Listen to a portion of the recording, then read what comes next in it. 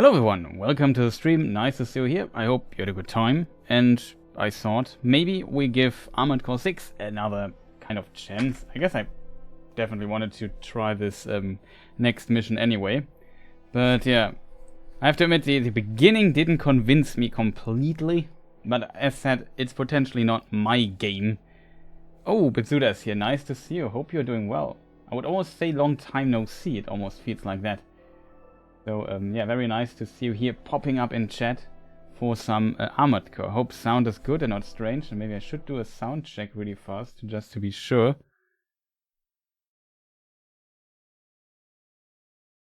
Oh, Bipsuda also subscribed. Awesome, thank you, much appreciated. Just back to the stream, instant resub. Awesome. Thank you, man. Much appreciated. So sound seems to be okay from my side, I think. If not, let me know. So we tried Armored Core when it came out for like 2 hours. Unfortunately, I had not much time that day. Couldn't play as long as I wanted to. Weekend was really good, but busy as well. Planned to stream yesterday, but I didn't. And now we are back.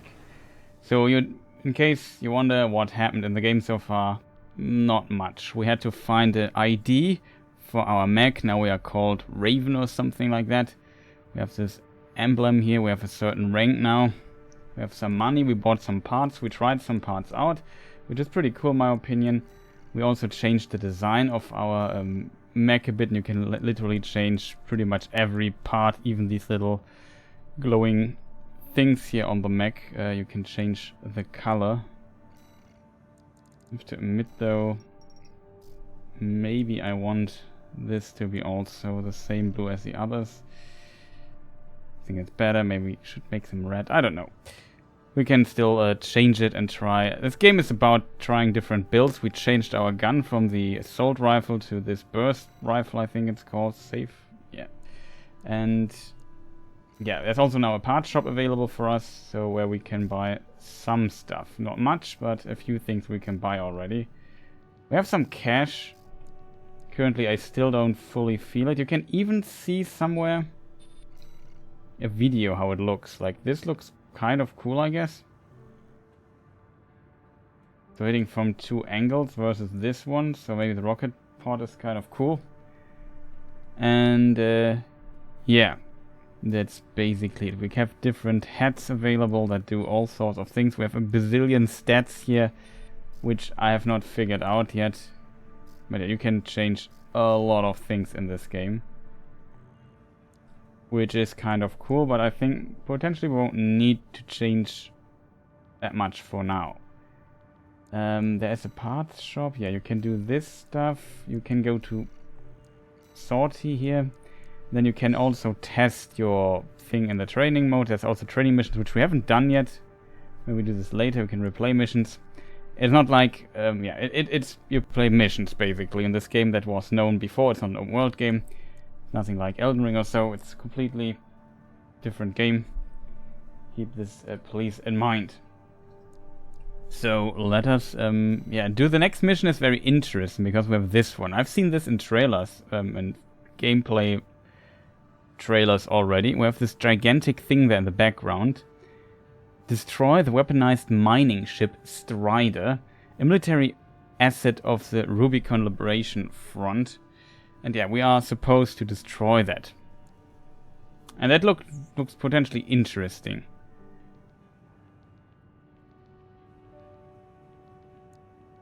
Oh, here we are accompanied by friendly craft. Interesting. But we do this mission first because I would want to do something and show something interesting. So let's just jump into this particular mission. Mission briefing. Got a job for you, 621. We are 621. This one's a request from the Arquebus Group. By Schneider. Raven, this request comes from Schneider, an Arquebus subsidiary. Schneider. The mission will take place in the Bonadea dunes of Western Belius. Our coral investigation there is being blocked by the Strider, a Rubicon Liberation Front mining ship. You are to destroy it. The Strider is a mobile resource base that was extensively weaponized by the Liberation Front. Call it the crowning glory of their efforts to militarize reorganize into an anti-corporate force.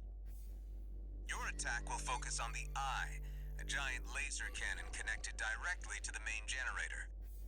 It's protected by a shield, I've heard which is that powered before. by auxiliary sub-generators. These should be your first targets.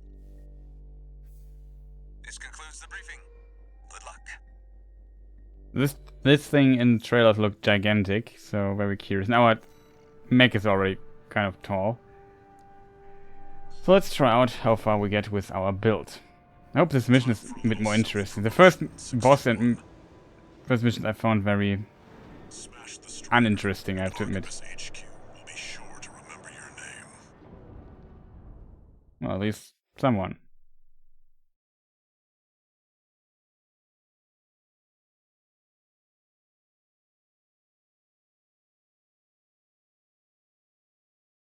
Okay.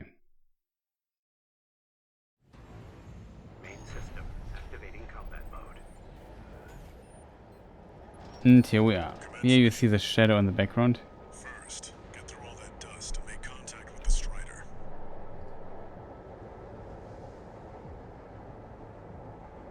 I just put my FPS counter on the top right.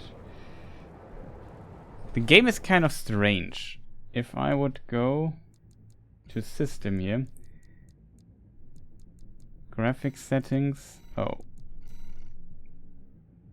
want to limit it to 60 FPS. I don't know why it's not saved that. It's now stable 60. So here is our mech. We can fly, we use this bar there. We can shoot.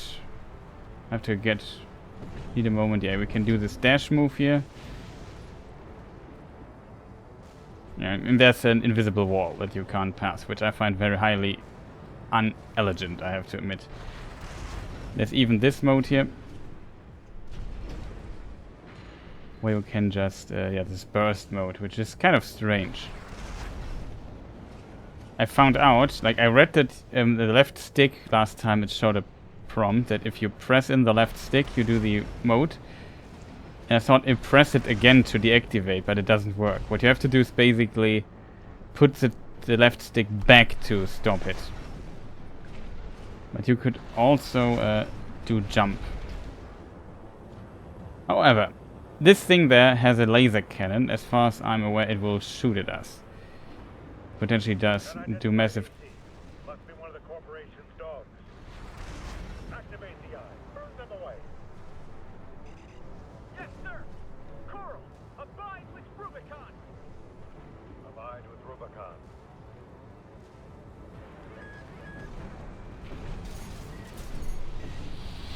AP at 50%. Oh, there's something. Picking up a surge of energy to the Eye. Watch out, or it'll burn you to ash. One repair kit remaining. Not starting too good.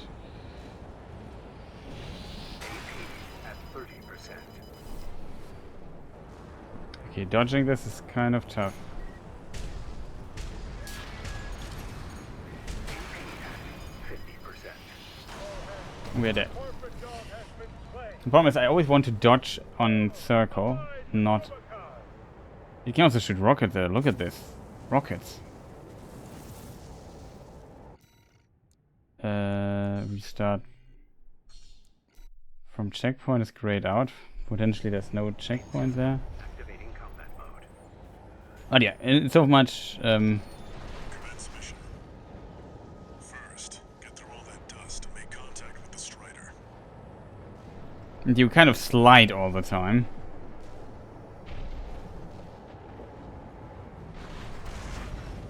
An unidentified AC. Must be one of the corporation's dogs. Activate the Eye. Burn them away. Yes, sir. Coral, abide with Rubicon. Abide with Rubicon.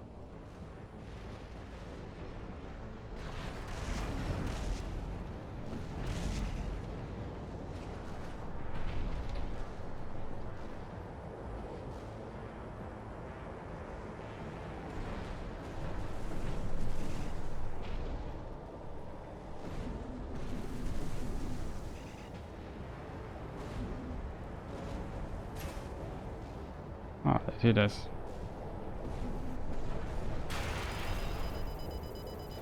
Uh-oh.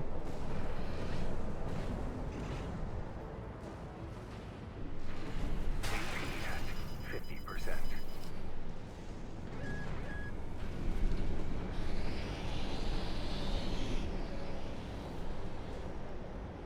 All right, now you're up close and personal. Take out one of its legs and bring it to a halt. What? They evaded the ice laser. All hands, prepare for close-range combat. Intercept.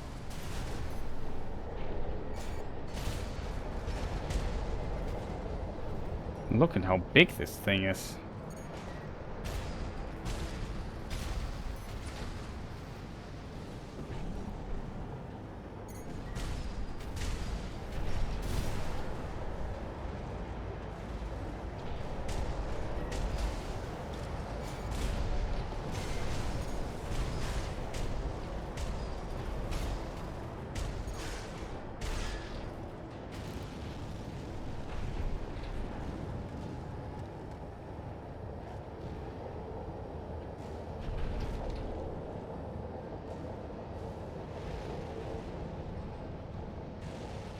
Confirmed. Strider leg compromised.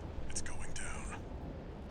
The bigger they are, the harder they fall. Uh-oh.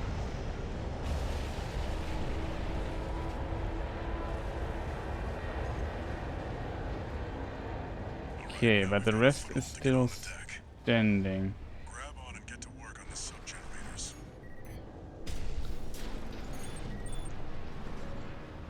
Oh god, we're falling down. I can stand here, it's good.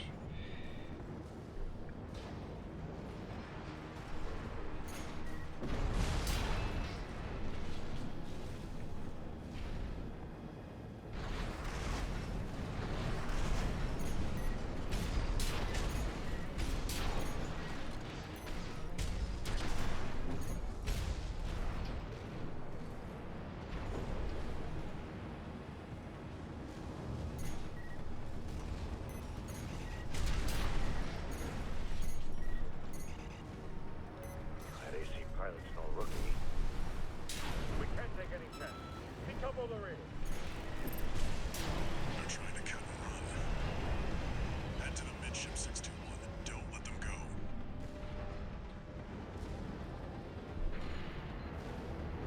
Go on, get up there.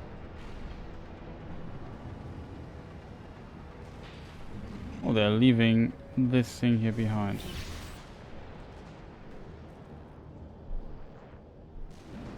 You have to be kidding me.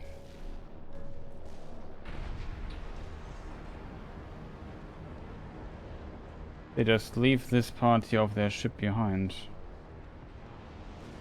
Okay, that's not so cool. How do I get up there, chat? I mean, we can fly.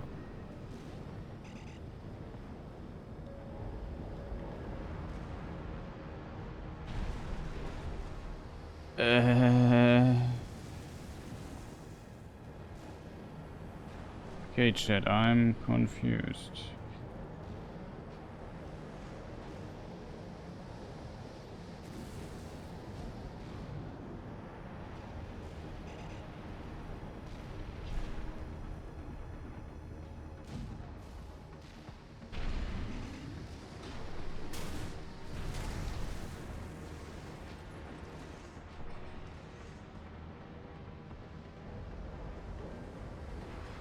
There's no way onto the deck now. 621, you failed the mission.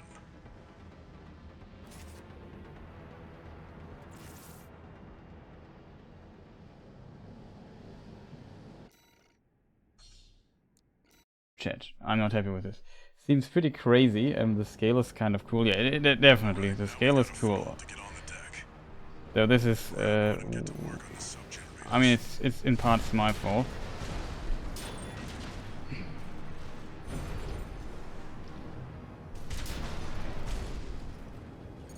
With the dead checkpoints in these missions, this camera is terrible. We found this out already in previous things. Oh, but I'm an idiot.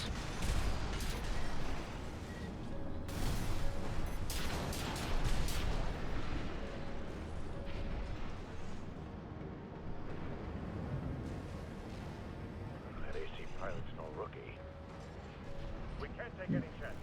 Decouple the rear. They're trying to cut and run. Head to the midship 621 and don't let them go.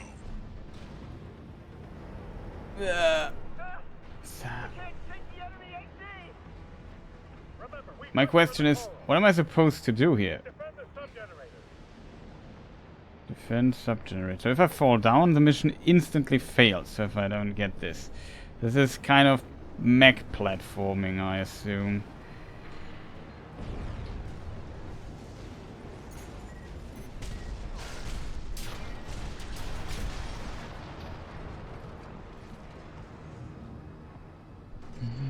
Not 100% sure where we have to go next. Maybe we can fly up here. Yeah, that's possible. Problem is, I'm not that good at. Oh god. There's Sauron's eye.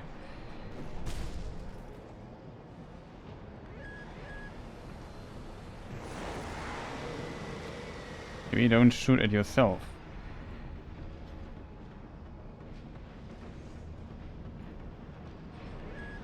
Now there's a generator. I think we're supposed to shoot at that.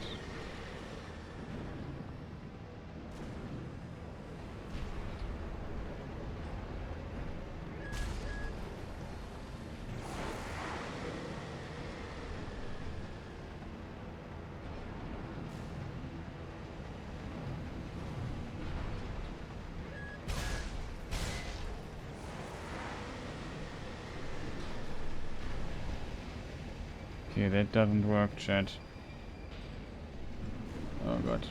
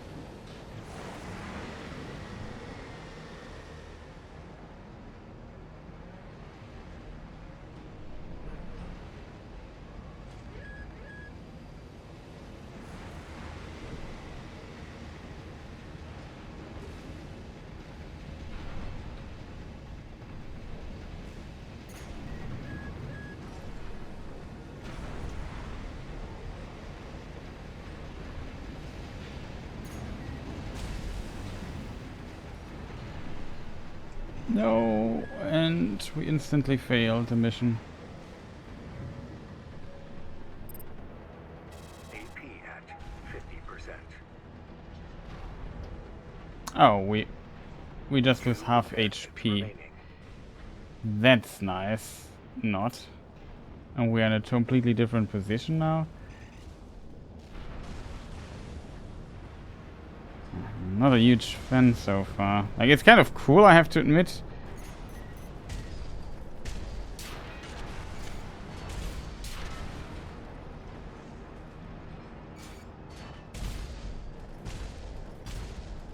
Let me just reload really quick.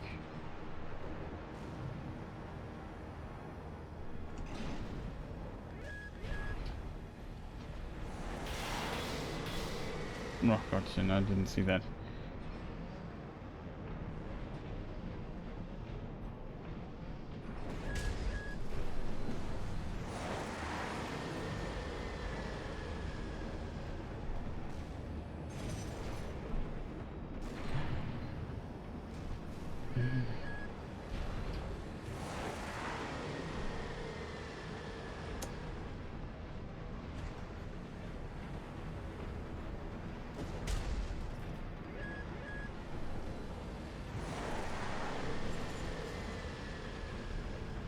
Could shoot a little bit slower, in my opinion.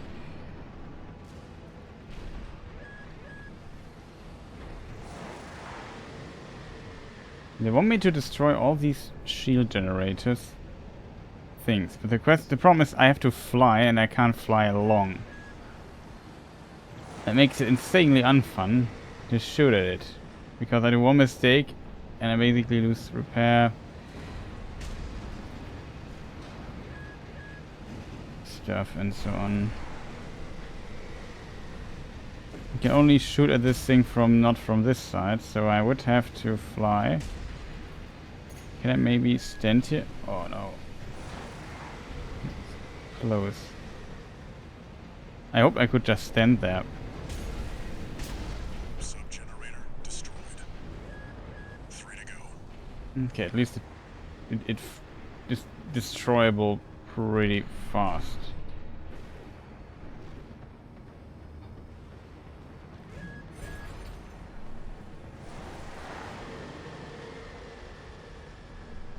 Okay, where's the next one? 700 meters. It's quite on the other side.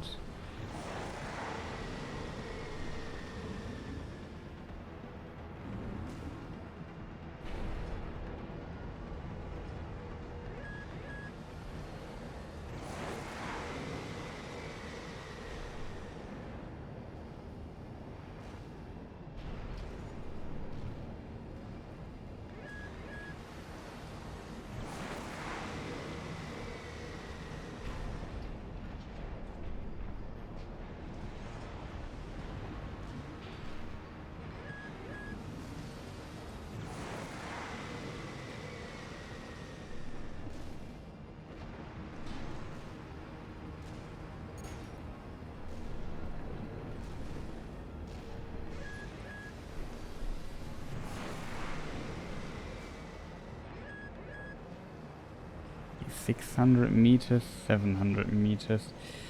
Somewhere down there's another one. Up there's another one.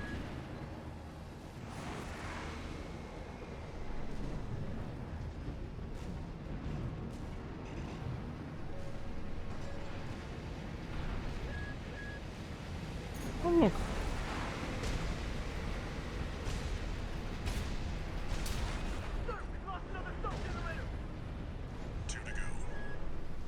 Remember the hardships that made us. Remember that when Rubicon burned, we endured.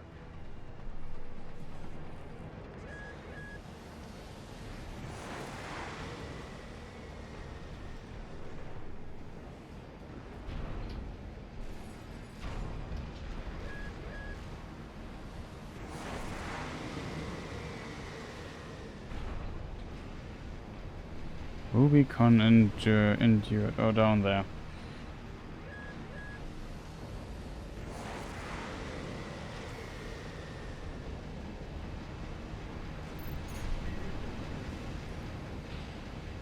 Always a bit worried shooting there. I think maybe it would have been maybe easier with certain.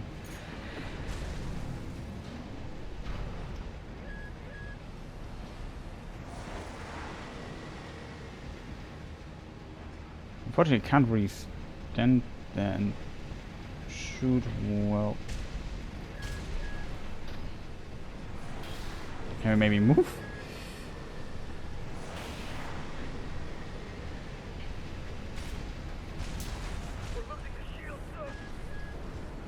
Okay, that worked. Uh-oh. Why does this hit me now? Oh god, we have a problem, shit. Okay, we made this. Okay, we found this thing and the next one is on the other side.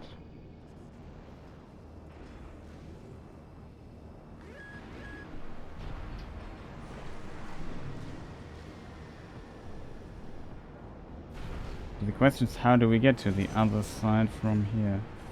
Do we have to go back and go basically over the top again? 621. The stupid butterfly thing from Dark Souls 3. Slip under the What was the stupid butterfly?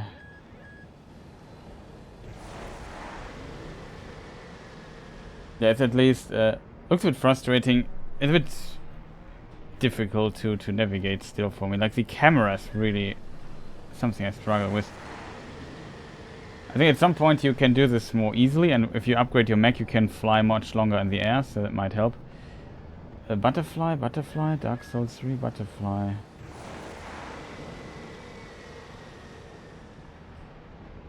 You mean the DLC, these angels? Or do you mean the Moonlight butterfly in Dark Souls 1? Oh, you say also said Dark Souls 3 DLC. Yeah, from Ring City. Yeah, okay. 621, you failed the mission. What?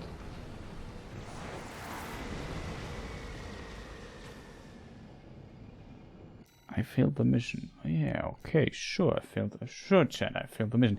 I didn't know I was on a time.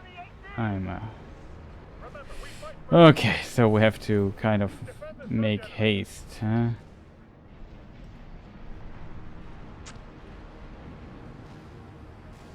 I thought I had my time. Why exactly did I fail the mission? I don't understand fully.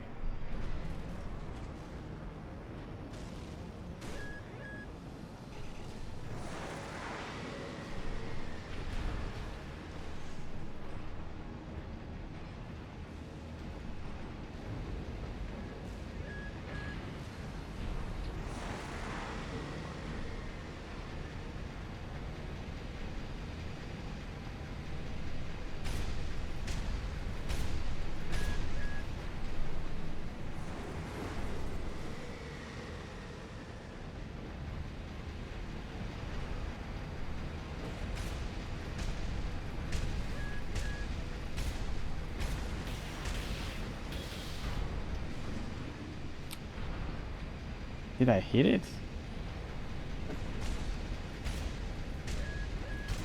Sub-generator destroyed. 3 to go. 3 to go, chat. The others are all on the other side.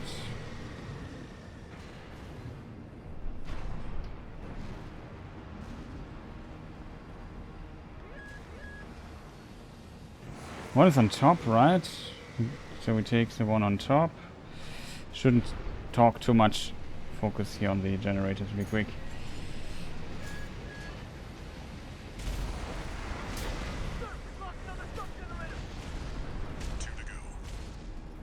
Remember the hardships that made us. Remember that when Rubicon burned, we endured. Okay, you endured. I got this.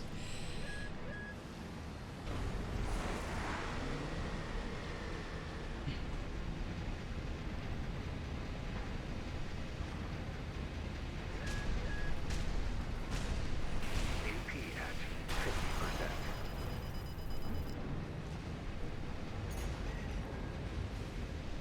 Two repair kits remaining.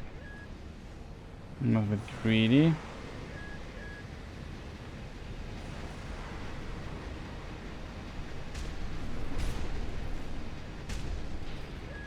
Is this broken or not?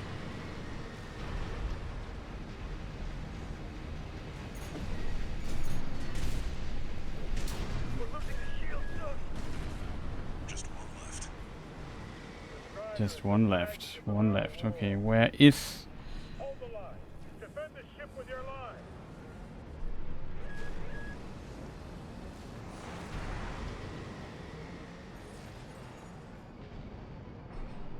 My question, chat, where is the one left?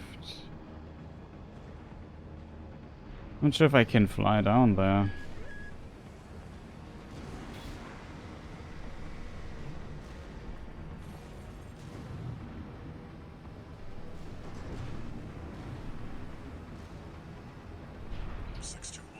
There's another sub-generator on the underside. Slip under the ship and destroy it.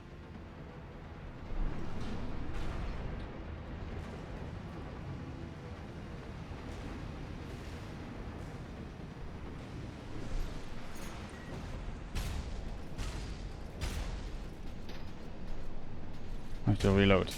All sub-generators destroyed. The ice shield is offline. Head to the front segment and hit the target. Oh, I can't hit it, chat. It's so far away. 50%.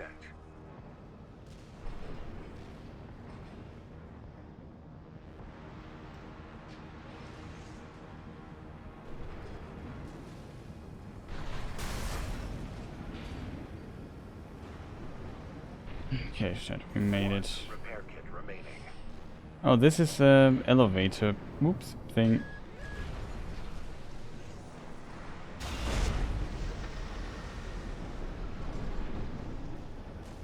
Now you've got the target in your sights. Time to finish this 621. Yeah, time to finish.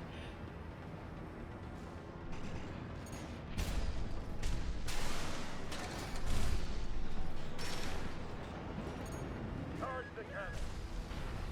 Burn the coral plunderer. Maybe this works.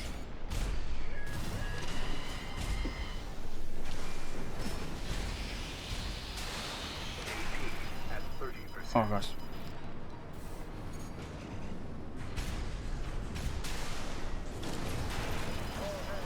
The corporate dog has been slain. Wow, that was a lot of damage. Abide with Rubicon. That was a lot of damage. Yeah, mission fail. I get this. Can we maybe get to the restart screen? Okay, it was played not The target in your too good. sights. Time to finish this 621. Ah, these rockets, I have still no idea how to dodge them. Excuse me. Coral plunderer.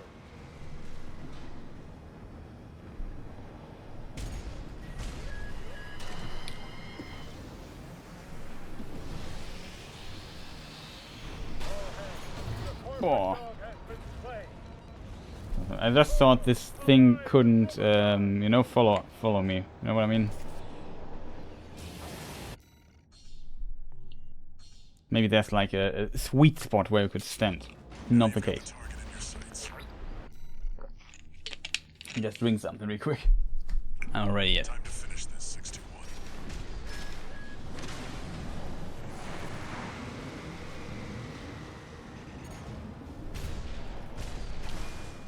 Charge the cannon. Burn the coral plunderer.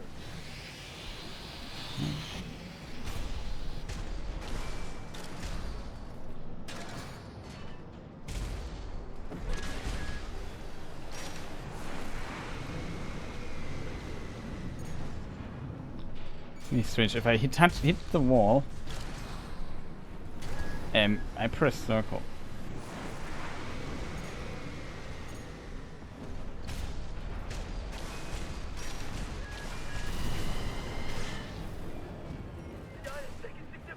For real? Now it staggers. Where can I see if it staggers?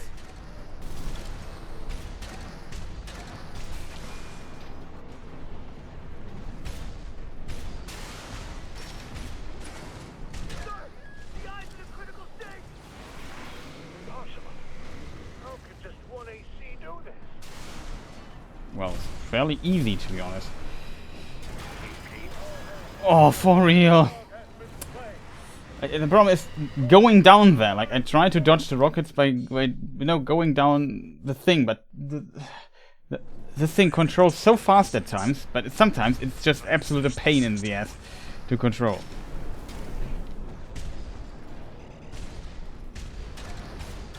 Charge the cannon. Burn the coral plunderer.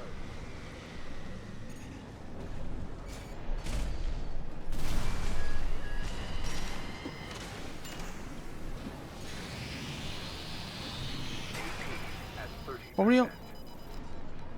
2 repair kits remaining.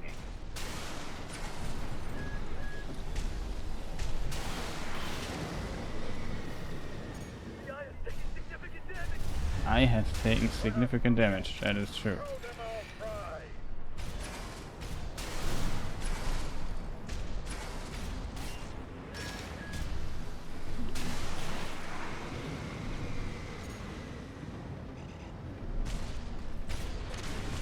Sir, the eye's in a critical state. Impossible. How could just one Oh, AC gosh. do this? 1 repair kit remaining. Couldn't get up. Shit, I have a problem. I need to get up there again. It's not easy.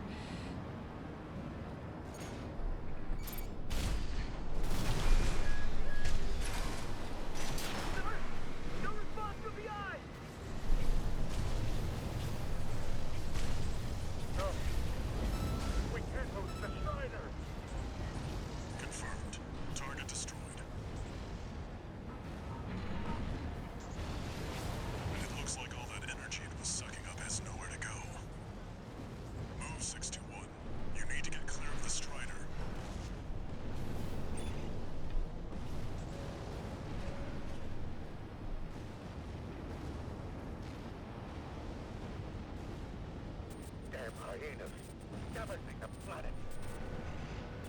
Combined with Rubicon. See that, 621? The Strider's blowing itself up. A fitting end for something built to fail. Nope.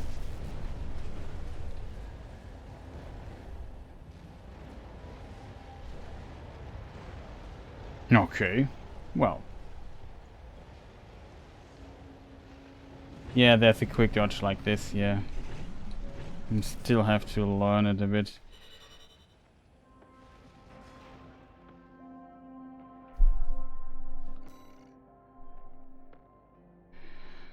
Okay, mission complete. That was not well played by my side though, but I've always like I could have dodged, I think, the laser, but I made bad. My experience doing that was not so great. Let's hear the message though. Raven, your work on the Strider deserves commendation. I am thrilled to have issued you the request. Allow me to introduce myself. I am the Archivist Group's mercenary liaison. V8 Pater, at your service. I think I'll enjoy doing business with you.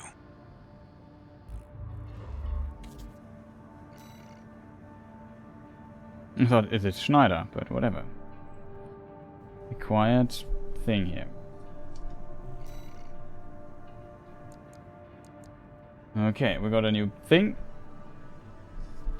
But yeah, it's a bit strange, this game sometimes. Like this mission, I hoped it would be more exciting than it is. It was not that exciting. I just played it very badly. So yeah, almost so bad that I need to excuse here for playing so bad. My plan was always dodging when it shoots and just hovering there for a moment, which is possible, but I kind of screwed this up multiple times. So yeah, it was not great. Let's see if we got something cool. Or if we have 400k, I think we should spend the money. Now, I bought all the weapons for this hand. For this hand, I did not. Usually I go here with the energy shield. Like if I go with, for example, the assault rifle. Or I have to buy this separately?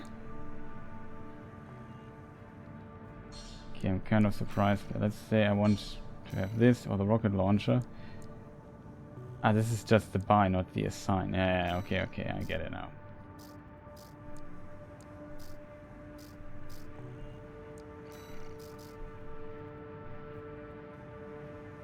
What was this? Missile launcher.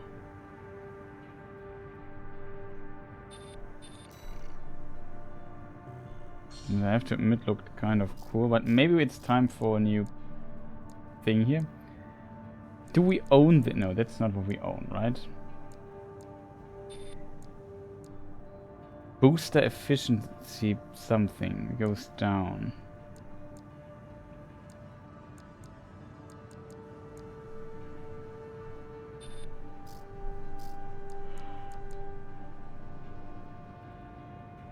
Nachtreiher. That's an interesting name.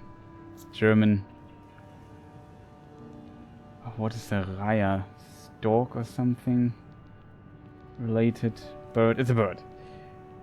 Nacht means night. A lightweight core part developed by Schneider. Schneider is a specialist in aerodynamic research. This model reflects the experience with light and highly agile builds. The weight goes down, the energy load as well. We have different feet as well. Oh, they're arms, not feet. These are the different feet we found.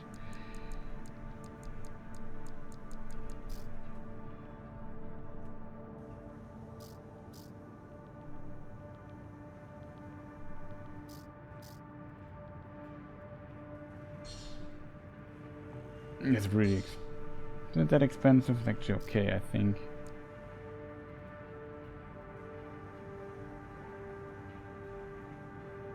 The problem with this stuff is I have literally no clue what to look out for.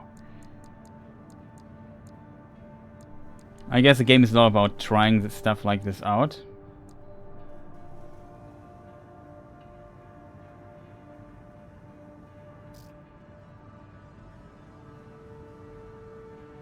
makes us faster, I think, but it also makes us heavier.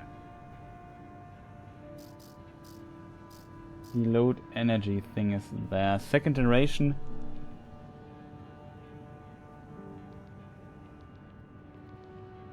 I assume this thing here basically increases the lock correction, the lock-on speed and so on.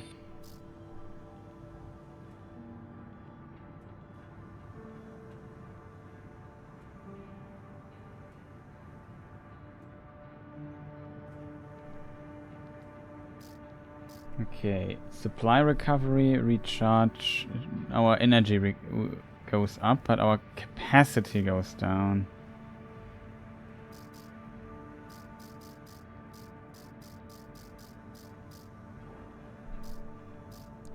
Well, yeah, the game is kind of complex in this regard, which is cool, I have to admit, but so far I have still no clue what to do there.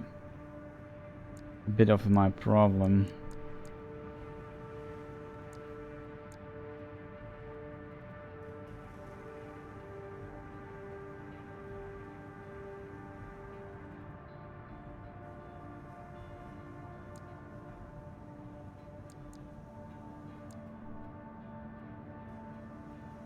Lightweight head.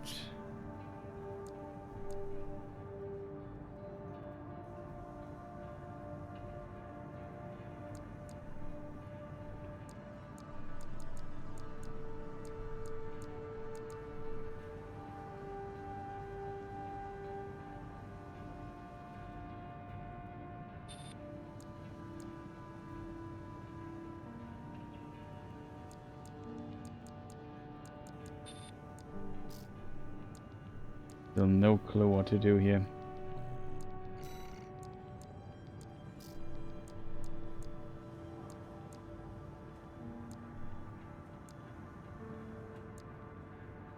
I think it would be like, do I have to pay a left-hand weapon separately from the other? Let's say I sell those again. I think you don't have a loss. And we go to assembly, and I go to this arm here. It really is true, chat. So if I want to have a left arm unit, I can't use a right arm unit, which makes, in my opinion, maybe in some cases sense, but not in all. I thought all these weapons I could also use for the other hand. We might use this here, which is like a melee attack, which seems very powerful. At least I like it, let's put it that way. So if I want to get something, okay, understood. Yeah, we also have the back unit, so we can get another, like we can get a shield. We can get like another of these missile launches.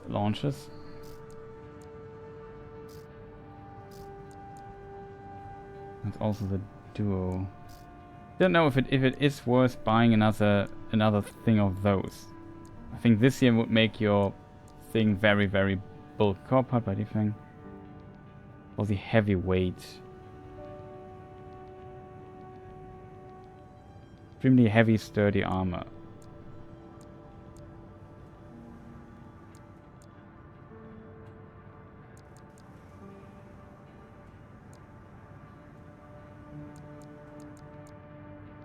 So if lightweight, not sure where this falls, maybe in the middle. We have this heavyweight part here and the medium.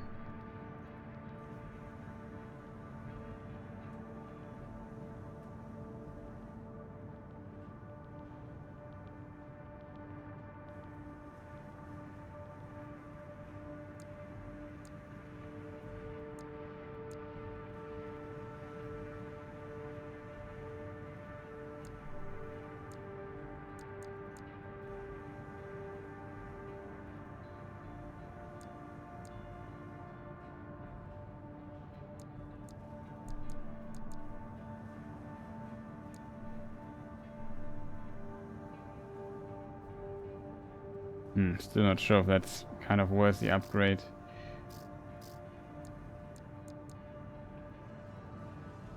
What do you think, chat? Boost speed goes down a little bit. Attitude stability, defensive performance, AP, I assume, our HP. Other maybe the armor value or something like that.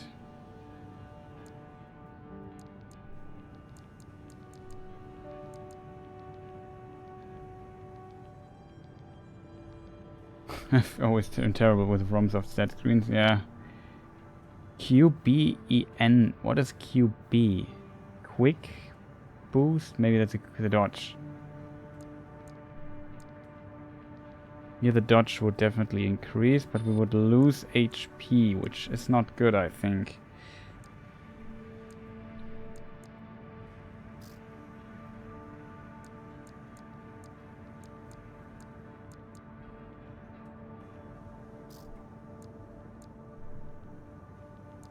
Heavyweight.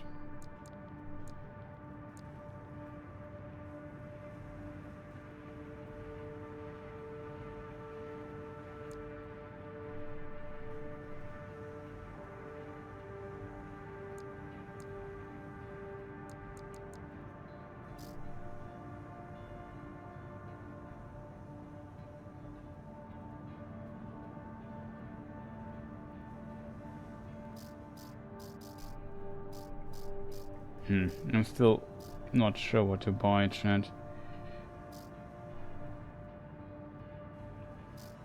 Probably it's also not smart to spend too much on stuff already, and I have no clue if it's good or bad. I know that you unlock far more parts throughout the game, like a lot of different parts are available.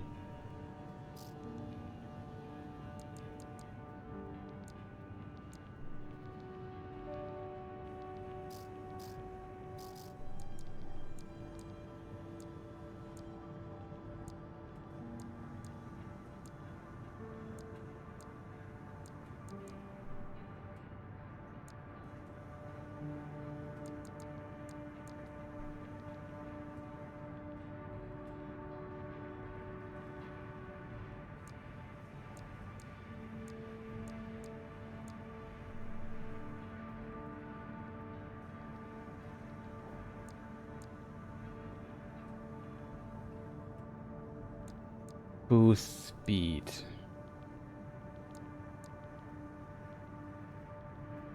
And overall this kind of looks positive, I have to admit. I also like our current design.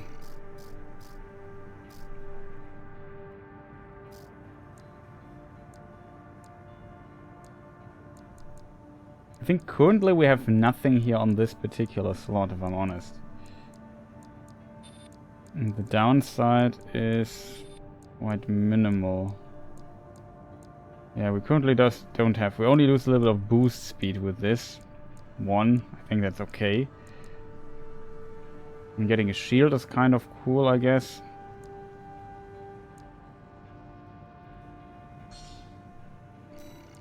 Now what do we just get? The shield. The other thing. Or at least have something for that. Also get the booster here to maybe compensate for this. FCS, whatever FCS means. Combustion generator, furlong dynamics and model, blah blah blah.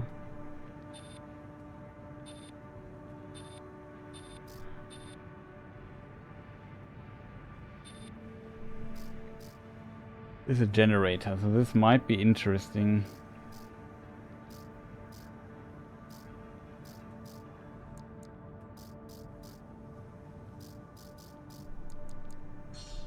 I want to get the rocket launcher here as a secondary weapon if we would want to switch.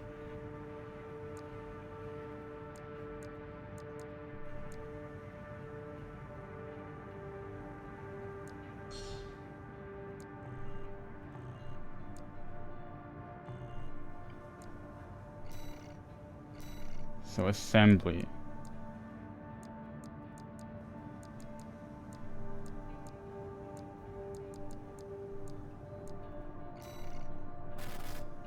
Here's an expansion where we have nothing.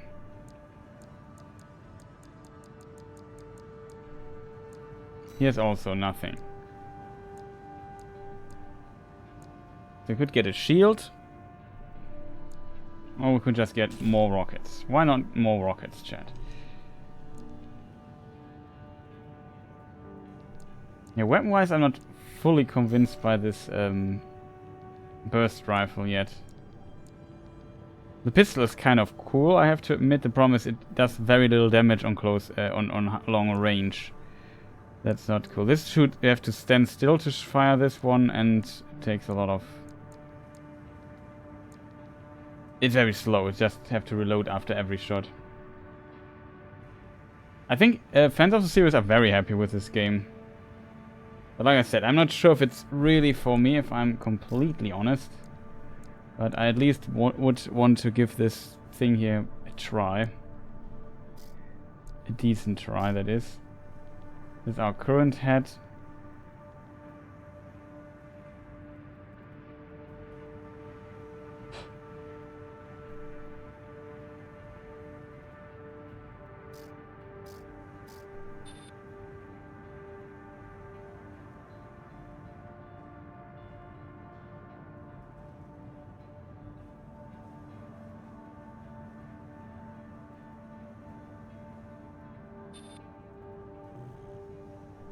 Still not sure if we should have upgraded our thing there. Whatever, let's just play another mission. I assume we will still get through this mission with this build here. We also get accompanied by somebody. So let's do a mission. Got a job for you, 621. You're joining an operation planned by Balum HQ. Check the briefing. And the game got really positive reviews. From Walter, did ya? Good. Sit your ass down and listen. Balum's moving in on the Gallia Dam complex, one of the Liberation Front's bases. The objective is to destroy their lifeline and make those sacks of shit beg for mercy. I'll be sending 2 good-for-nothing maggots from the Red Guns, Gun 4 Volta and Gun 5 Iguazu. You're just gonna be tagging along on ass-wiping duty. I'm assigning you the call sign Gun 13, a lucky little number that just became available. Gun 13, sound off! Good enough. Now go get ready. We're going on a field trip, kiddo! Okay.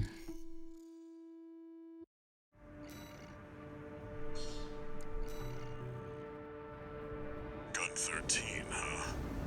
I'll stick with 621. Don't let the Red Guns teach you bad manners. Well, we are just numbers in this game.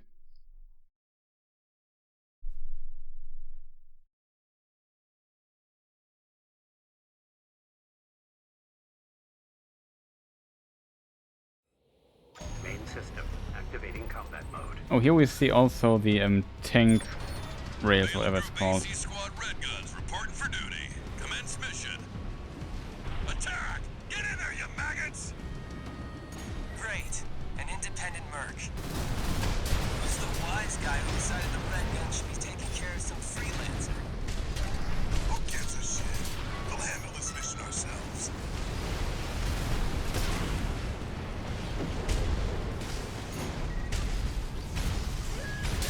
One target destroyed. Hey, freelancer. But no one even told you why we're here. Well, us real Red Guns are gonna go climb the wall.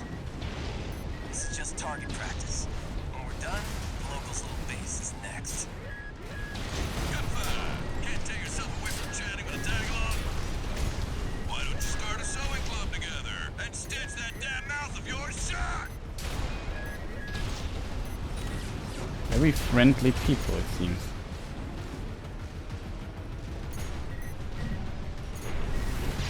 Here's our super powerful thing. 2 targets destroyed. How about that? Guess you're not a total amateur. We see how big some of small some vehicles are in comparison to our We don't mech. need backseat drivers in the Red Guns. Shape up or ship out!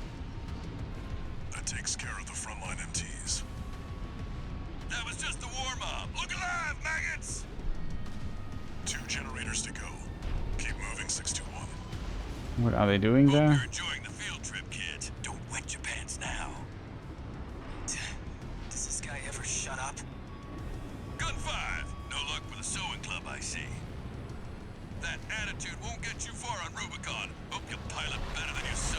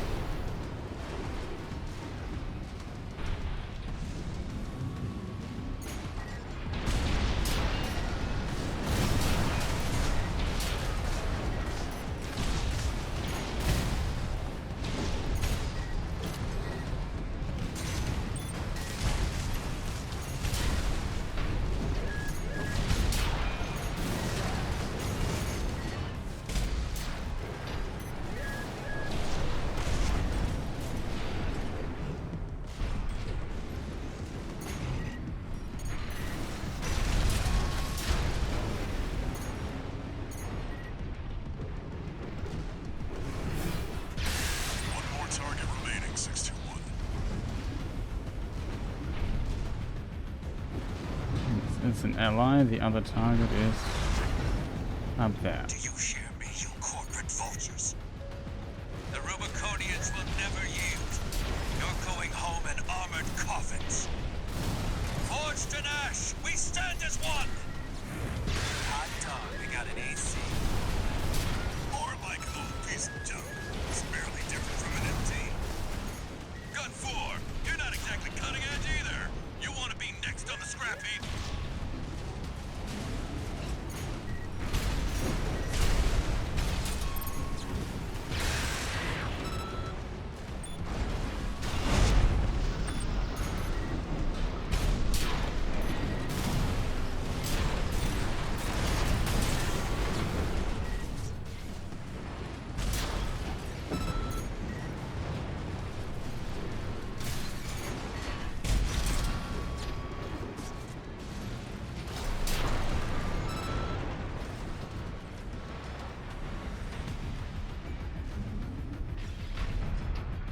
Speaking of, where is my target?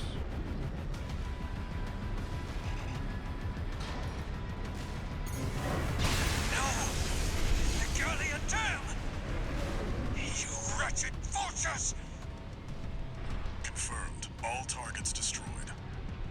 And that was the Looks mission, I like my think. good for nothings were good for something after all. Field trip's over. Gun 13. I'll keep that lucky call sign open for you.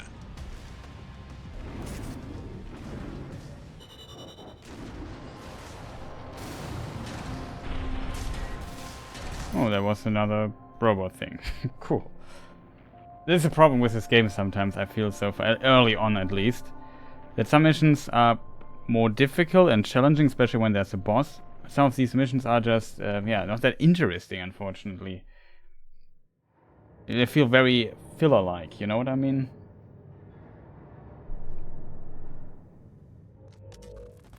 You must be the handler, I presume, for the independent mercenary Raven. Honored to make your acquaintance, V2 Snail. I understand you want to join Operation Wall Climber.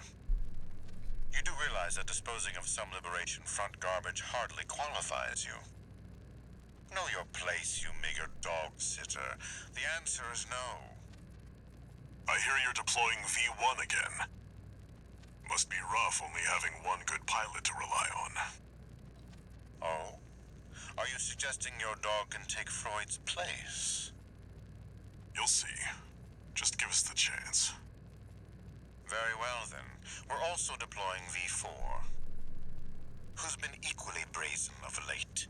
Let's see how they both perform.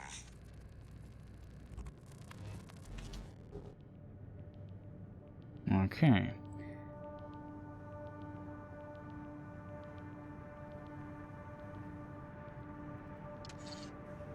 One new message.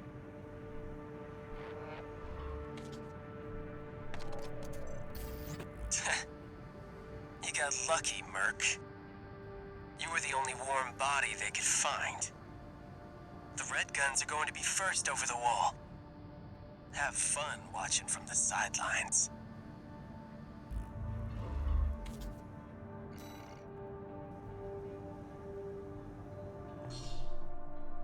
New exercise data added to training.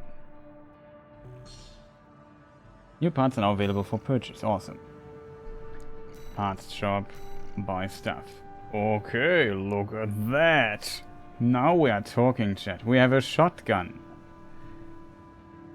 That's kind of cool, I have to admit. So shotgun, close range shotgun developed by Balum fires in a spread resulting excellent impact, albeit short range, regardless as weapon suffers unparalleled potency in close range engagements.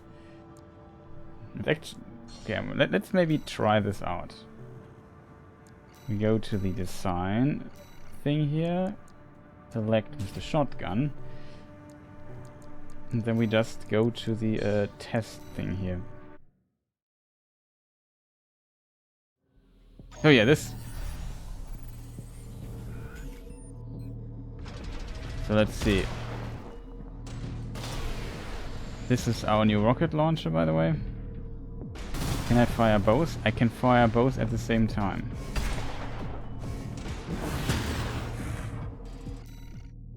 So if I now wait a moment to cool down this stuff. If we now go to enemy settings and put this thing here on. And this is now yeah.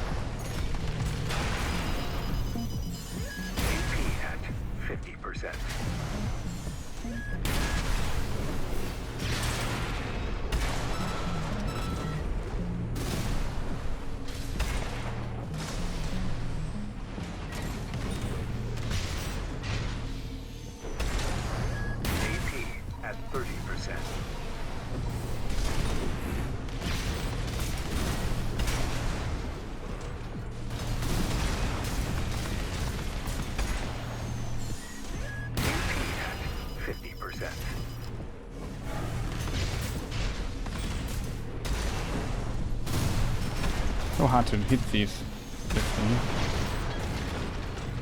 One repair kit remaining.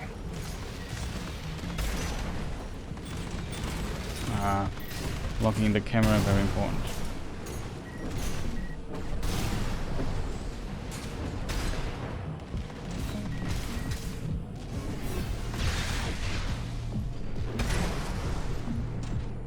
Sometimes the camera locks out. Which I'm not the hugest fan of.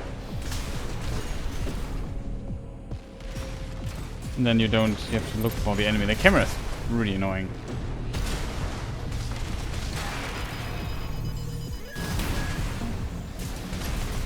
Right-hand ammunition at 50%.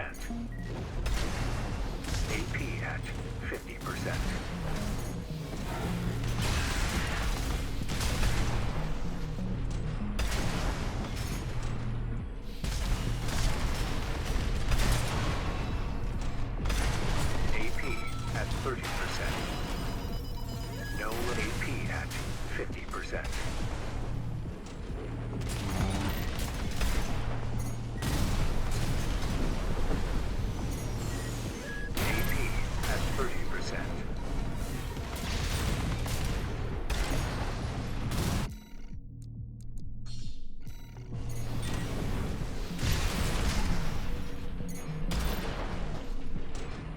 I'm not moving anymore.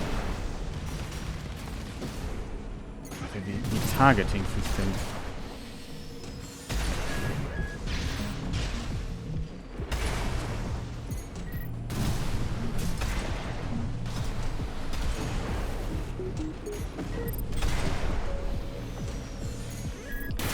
know what I mean?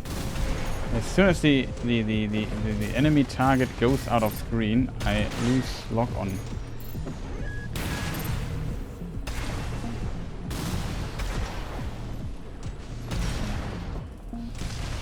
Maybe because I hit the thing.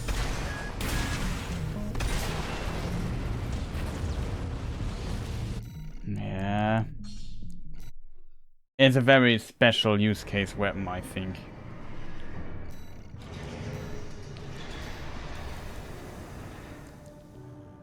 I have to get rid of it first. Assembly.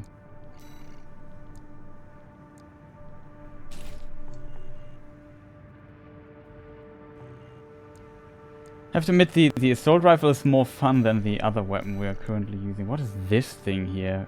Plasma rifle. Laser rifle. Let's sell the shotgun for now. We can buy it later anyway if we would want to, right?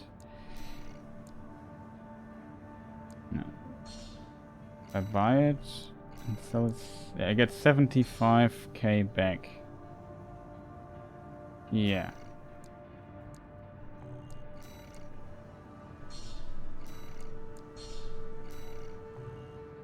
Let's check the other two weapons, what they do. I guess it's kind of the gameplay loop. What is this laser rifle developed by one of most commonly used laser weapons in the battlefield? Paint, art shop, sortie, test. So yeah, it's kind of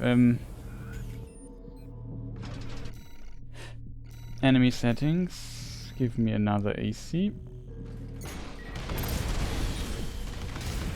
Oh.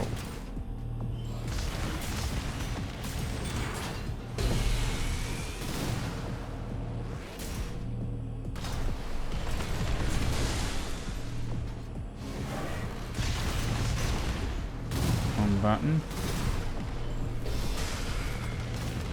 Do we hit him?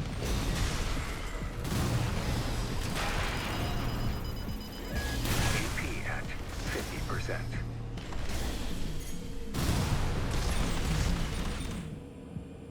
Hey, lock him in. AP at 30%. 2 repair kits remaining. AP at 50%.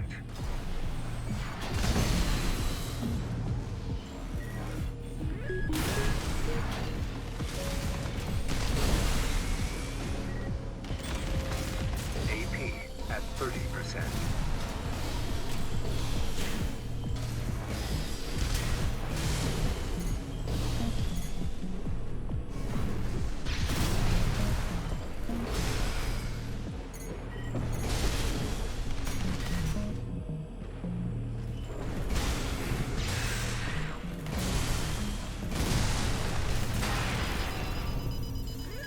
AP at 50%.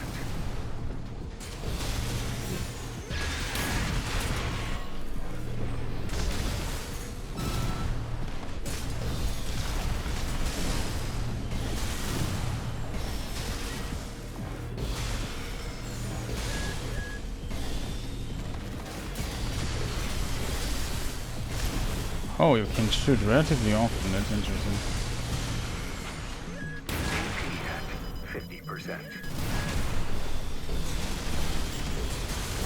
AP at 30%.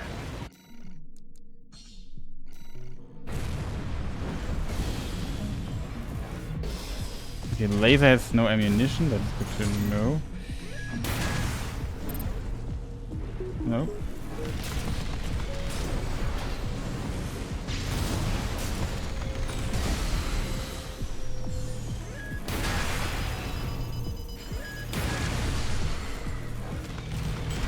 AP at 50%.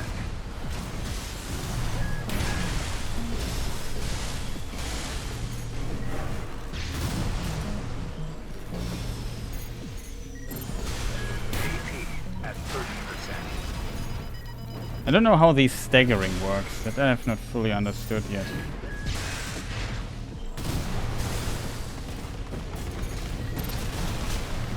Two repair kits remaining.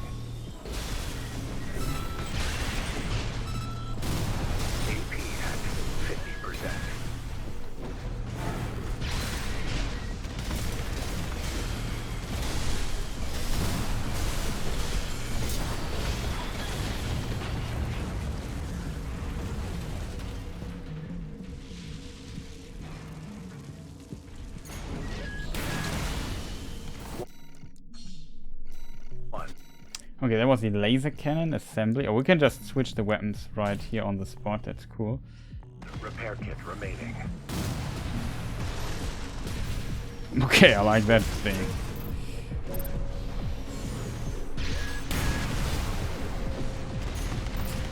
Okay, the right side didn't hit that.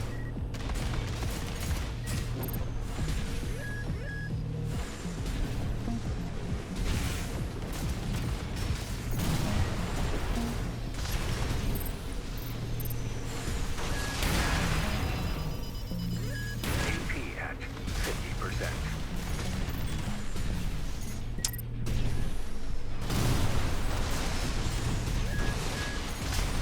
AP at 30%. 2 repair kits remaining.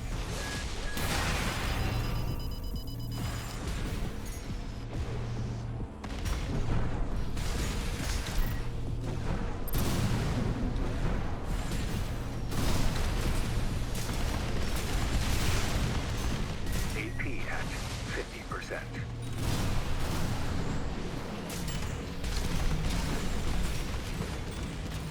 Only thing is just the annoying. AP at 30%.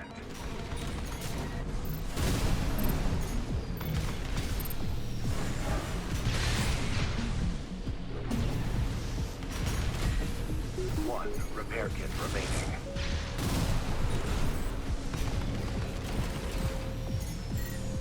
AP at 50%. AP at 30%.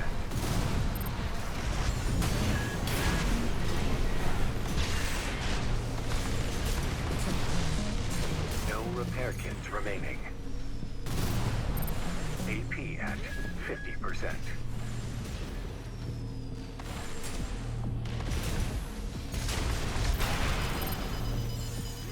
AP at 30%.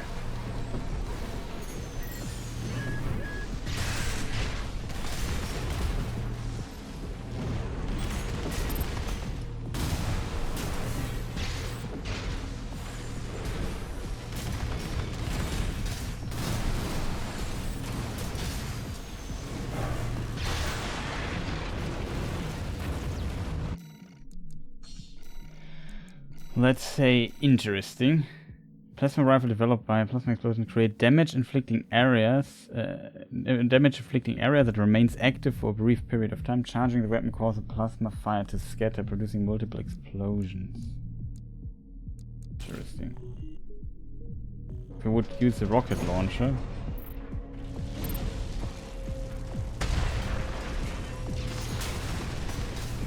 Oh.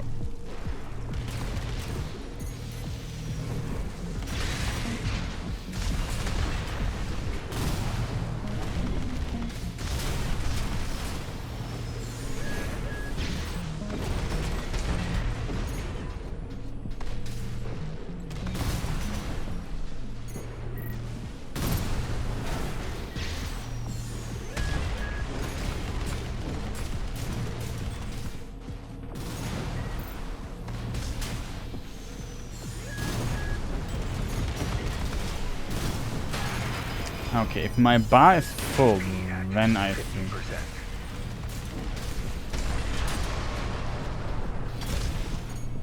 Once I can't do damage, then. AP at 30%.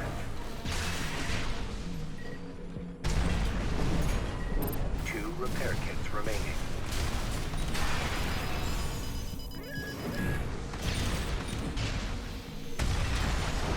AP at 50%. One repair kit remaining.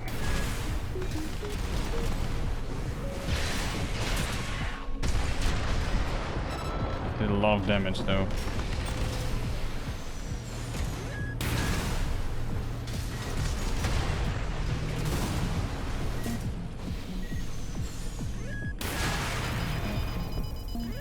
AP at 50%.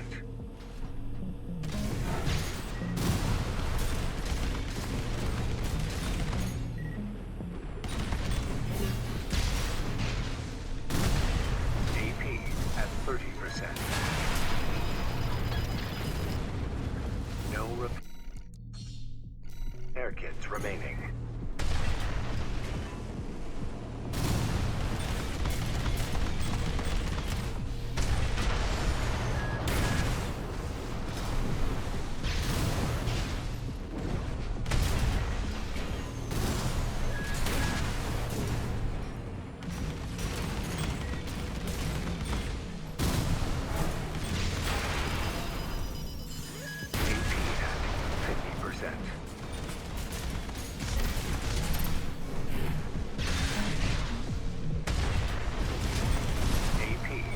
30%.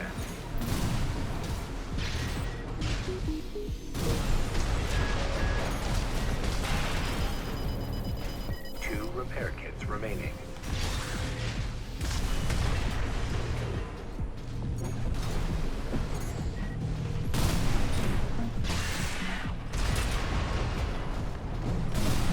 Oh god. Oh, weapons were... AP at What do I do when the enemy staggers though? Like I don't fully understand that yet. I just resupply enemy setting. Let's turn the AI off for a moment. So what happens if I hit this thing one time? Second time. Now it's ACS something. What do I do in this phase though?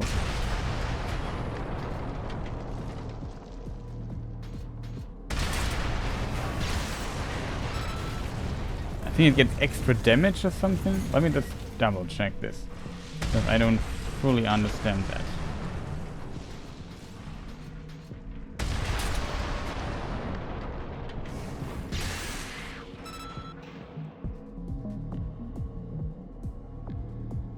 Was this more damage?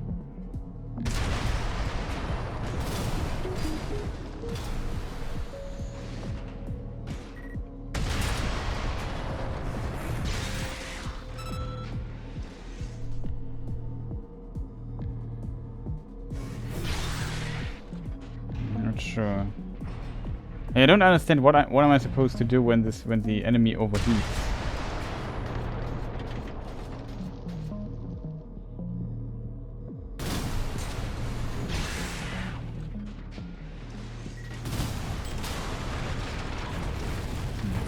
Explodes.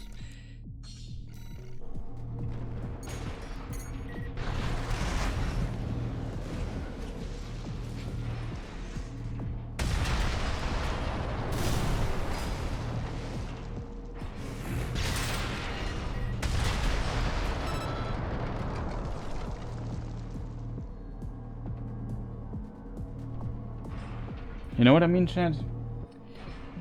Sometimes I can't read the damage number fast enough as well. Like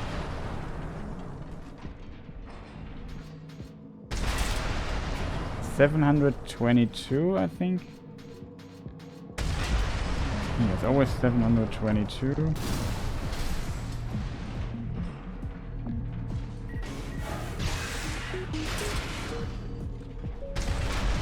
$1,480 here. Okay, so it does. We do just double the damage the moment the enemy is in this mode. So we deal double damage. It seems. 300 something. We have to kill it really fast.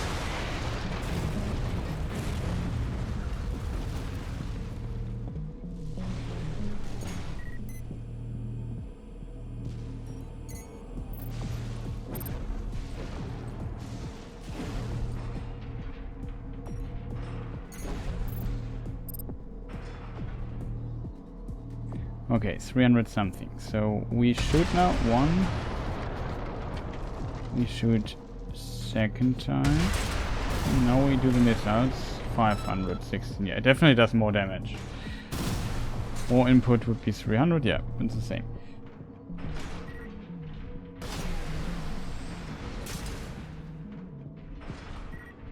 Okay, that is good to know.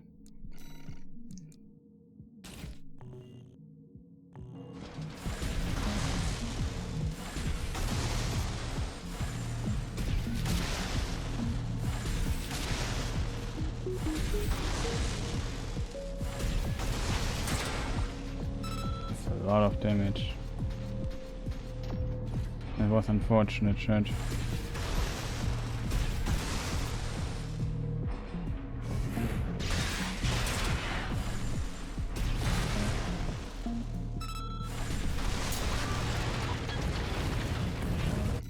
Okay, understood, Chad.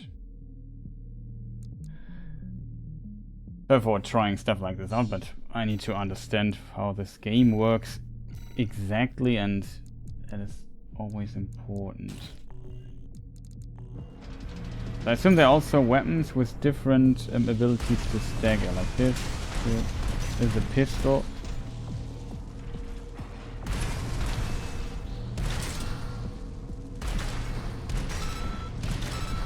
Doesn't do that much damage.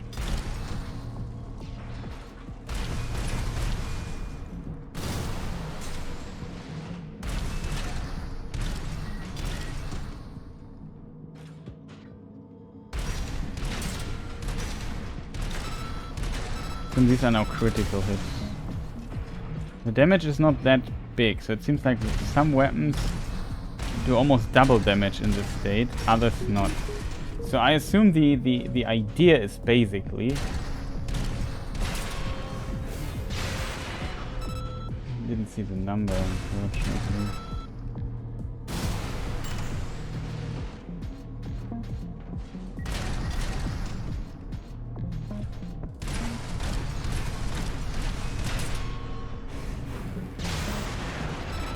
Couldn't see it again.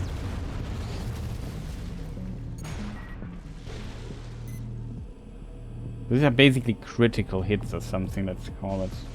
Yeah. This does 600 damage.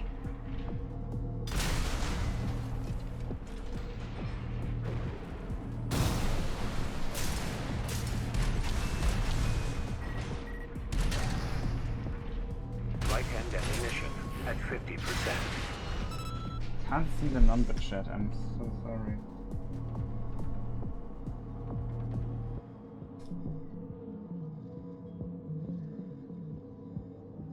Awesome, but...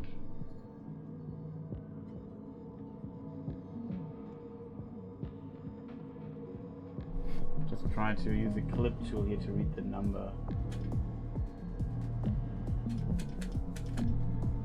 2,120 something damage we did. That was a huge blast to it. So the idea, if I understand this correctly, is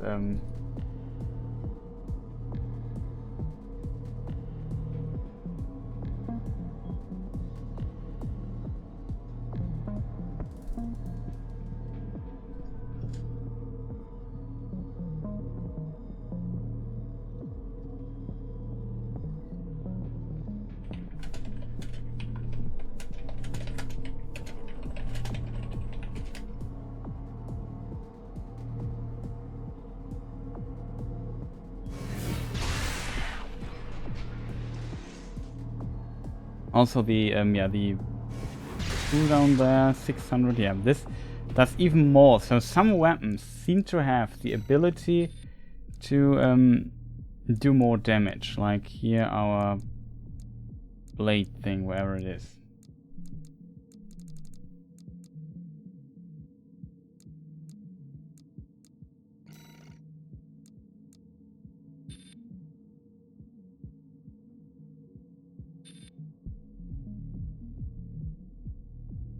Executive hits 2, charge attack power, charge impact, blah blah blah, direct adjustment.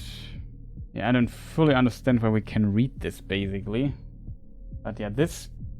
So the idea is kind of, I use this weapon here to stagger the enemy. Stagger, stagger, stagger, stagger. Oh, you staggered and double hit death. 4k damage. That's basically the game idea, I assume. You focus on this to get the stagger bar full. It's like in Sekiro or something. Okay. Understood. At least we learned something. That's always good to learn something.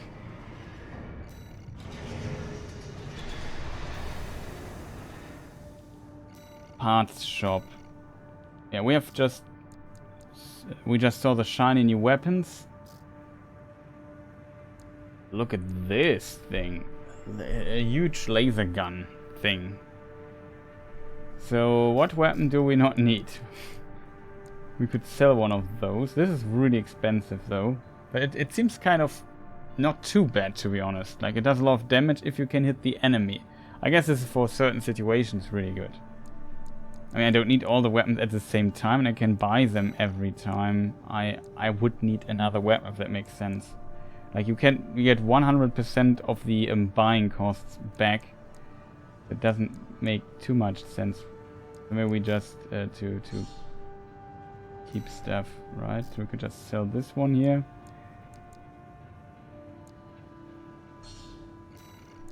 And we sell that one because I think that I definitely won't use. Now we have enough cash to buy, to try out this thing here. I have to admit the other rocket launcher is kind of neat though.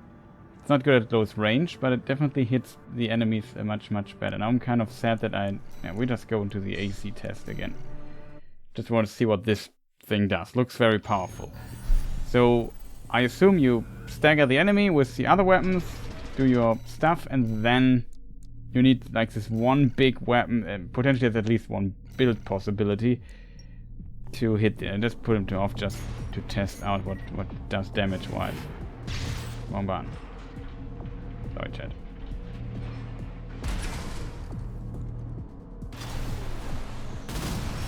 I didn't assemble it, right? Because I'm a moron.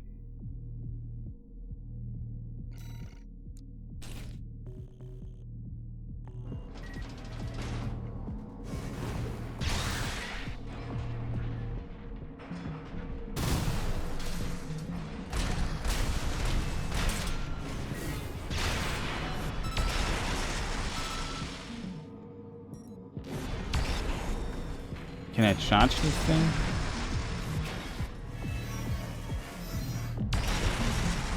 Okay, and that's 600.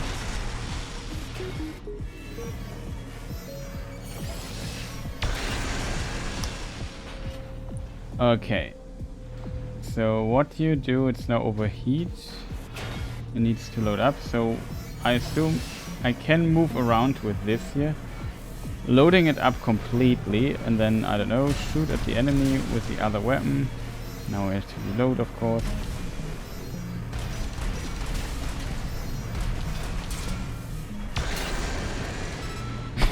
Okay. That's kind of cool. I have to admit that's definitely kind of cool.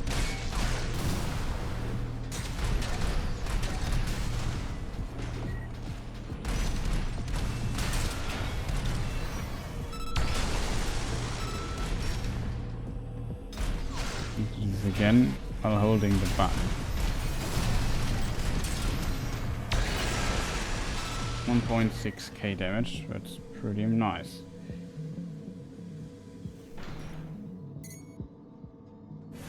The trick is basically charging the weapon before you see the enemy does stuff. Ammunition at 50%. And you also burn very fast through ammunition, it seems. Does this have unlimited ammunition?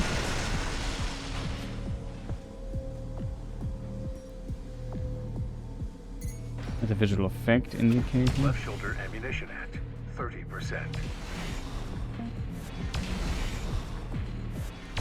I like the recoil of that. Ah, okay, I see it. This weapon also has a heat bar. Left shoulder ammunition at 10%. If the red bar fills completely, then the weapon definitely heats. Left shoulder And this ammunition instantly depleted. overheats it. And now this is depleted, I understand. I could just go to supply and back. Heal. Interesting. I'm not sure if that would be my build, kind of, but we definitely need some fire and... I mean, this just does 300 damage, it's not that much. So, like, having a heavy hitter like this with you, probably not too bad, I feel.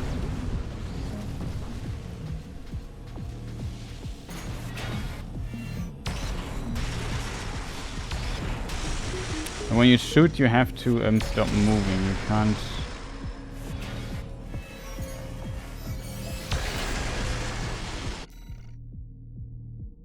Interesting.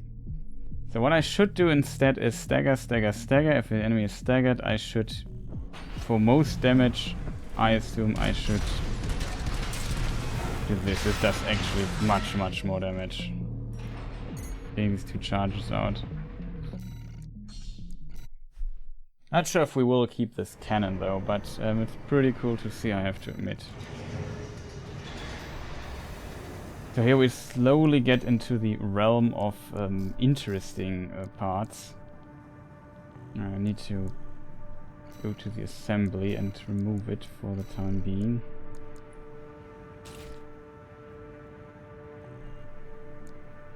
Not sure if it's kind of worth it having 2 rocket launchers right now, but whatever. I definitely like the rocket launcher. So... yes.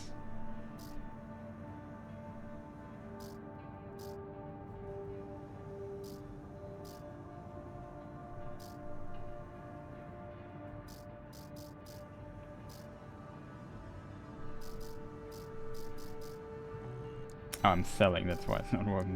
Where are the things? Oh, this is also new. Plasma missile launcher.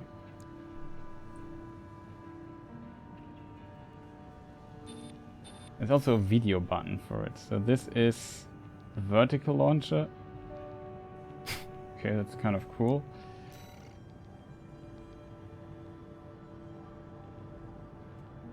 Oh, that's also cool.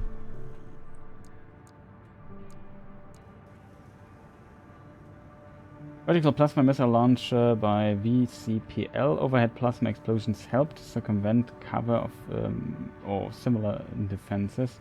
Vertical trajectory of missiles further hinders enemy evasion, capable of multi-rocket.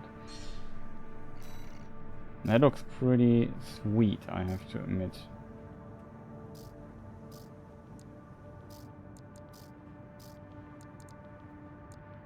Okay, we also got new legs.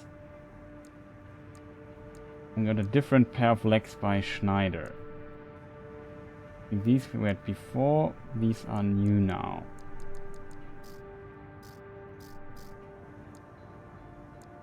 So, quite interesting.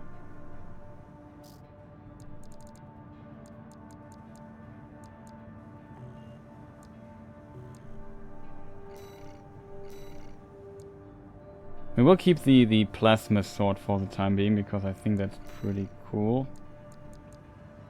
We could think switching to this weird plasma explosion rifle, which is maybe fun.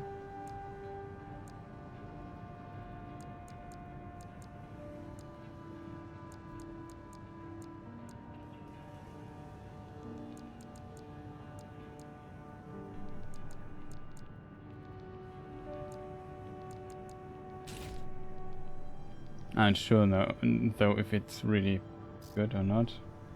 Guess we have to figure it out. I would definitely try this thing here, though I have to admit I like the other missile. This missile pod we have equipped already. We would get rid of this one here.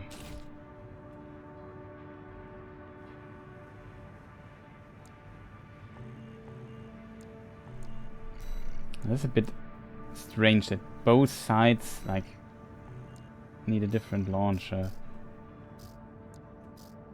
Oh, I can't sell my standard launcher. Good to know. We can sell the shield one here. Let's see what else we won't need.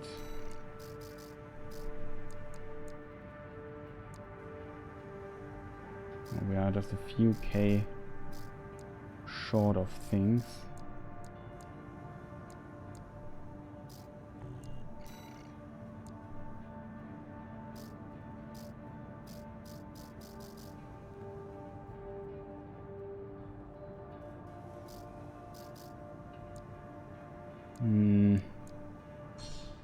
I don't see myself using the rocket launcher here, so we can sell that.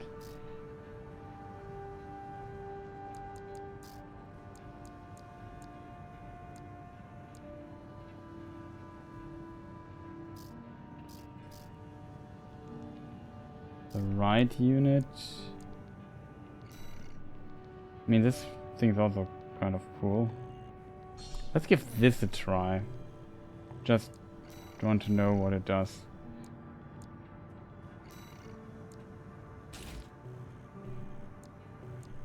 And we sell the this thing here and buy it here on this side.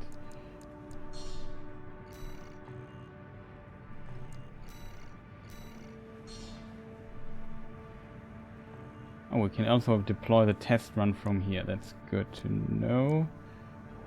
That's the right unit, the left unit. I want to switch with this here, even though I really like this rocket launcher. I want to try this one here as well. Yes. Let's load into the test run again.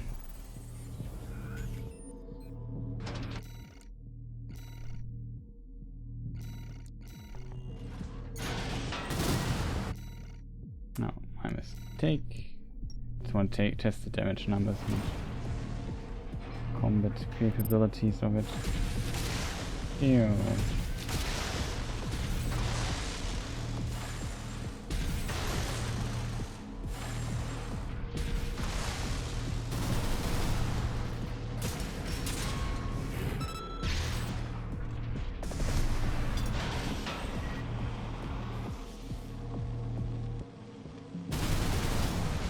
Similar damage. This does a lot of damage, the other one. How good can we hit the enemy when it moves?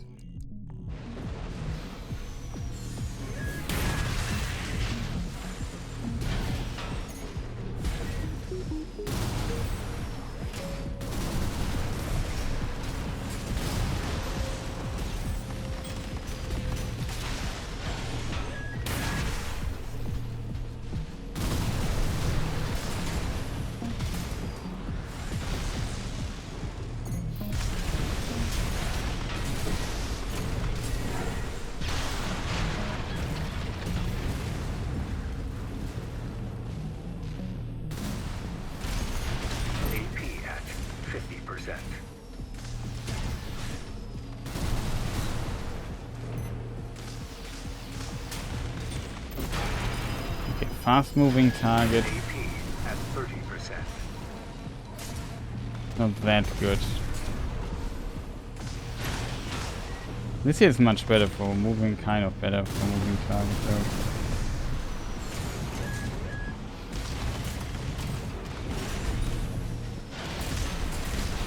Repair kits remaining.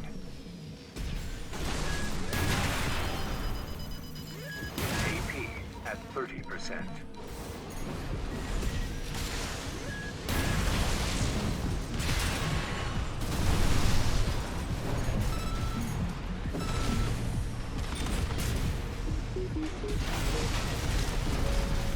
Nope.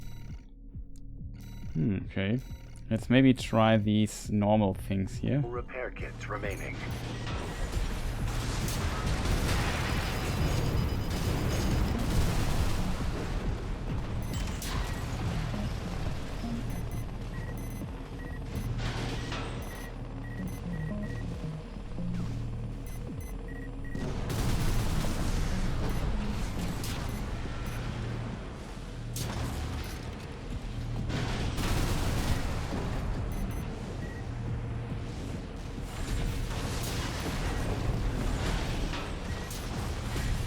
More easy targets.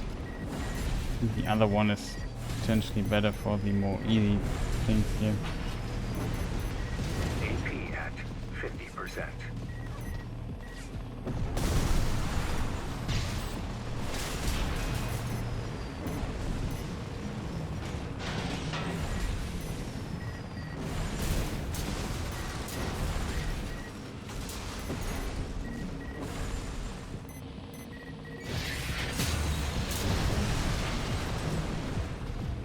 Oh, that was the fully loaded thing.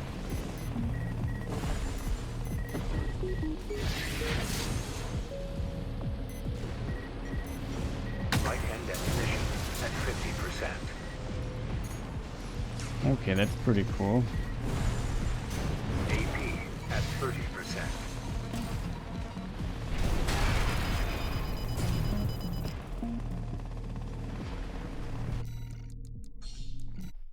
Interesting.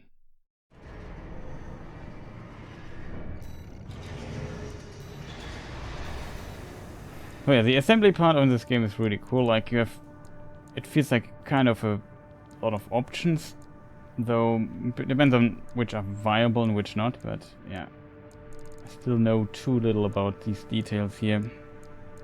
What shall we use? I feel like this thing is more like a finisher and would be better to have something for the small targets, potentially against certain enemies in the game. Like if I have a boss enemy or so, it might be smarter to switch to something like this when we know, okay, he staggers, then I shoot my rockets, and then this does quite a bit of damage, I think.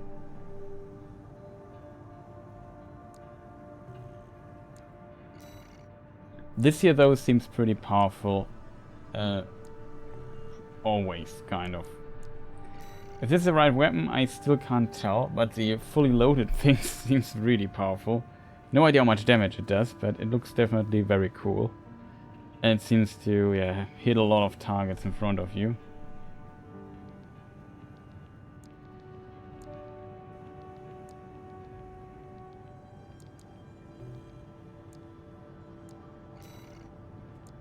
I'm not sure if this is better for like my, let's call it secondary weapon, if that makes sense.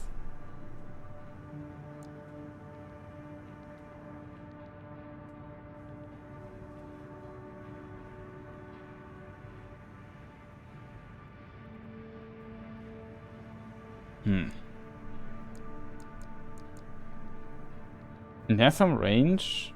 The AoE, if it hits, it's kind of good. It doesn't like if you fully charge it's overheated, of course. I don't know.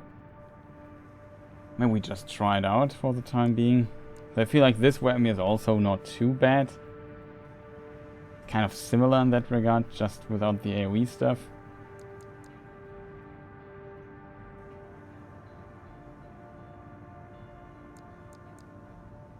Very hard to tell.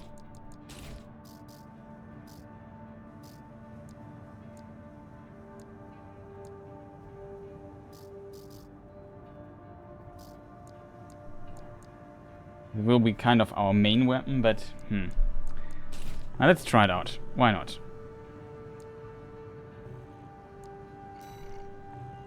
Okay, we got the selling stuff. Let's see what missions are next. The Wall Climber. Assist the assault on the Rubicon Liberation Front stronghold and destroy the Juggernaut heavy mobile artillery platform. Mid-route rendezvous with friendly craft. Extra rewards based on number of enemies destroyed. Okay. We also have these training missions, which we haven't even tried yet. Let's look into it. I heard if you play the training missions, you also unlock stuff. So maybe it might be smart to do this. To land shots on moving enemies, you must pull the trigger while they are within lock-on range.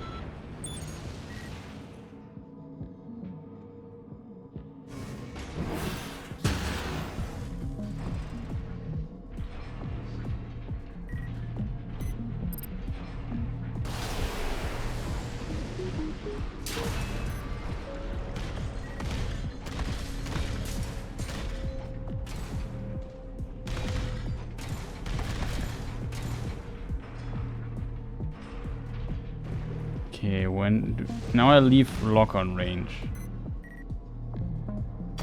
This means I locked on the target, okay.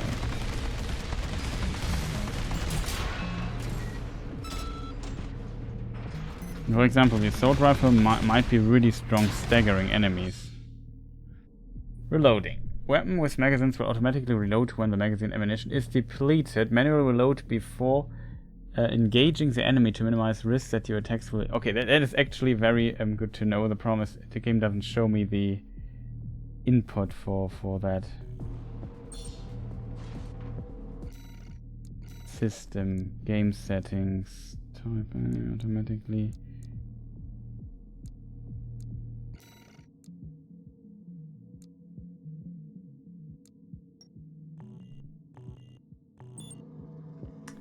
Ah, this is playing with controller, not with keyboard.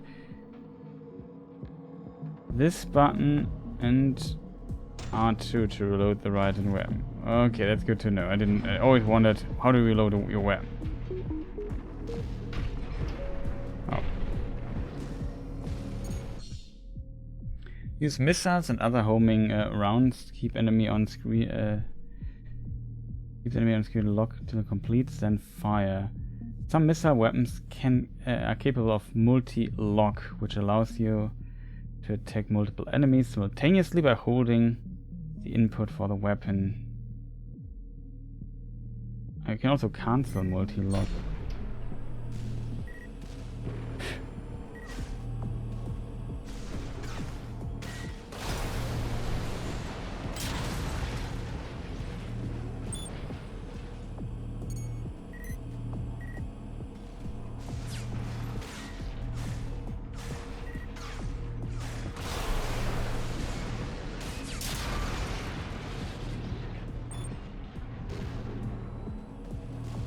Okay, that's good to know. Melee weapons equipped to the left hand require a risky close range approach, but having higher attack power impact useful for destroying shields. Use the left hand weapon, chain attack, and there's a charged attack for a version of this here.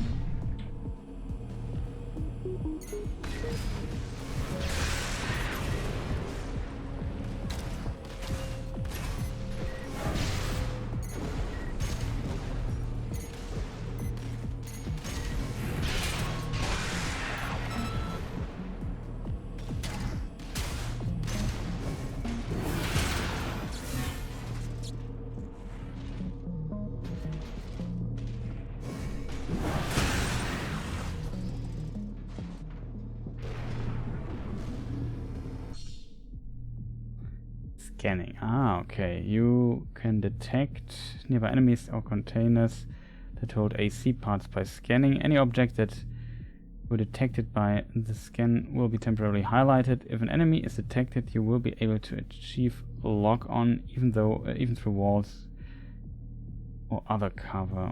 Okay.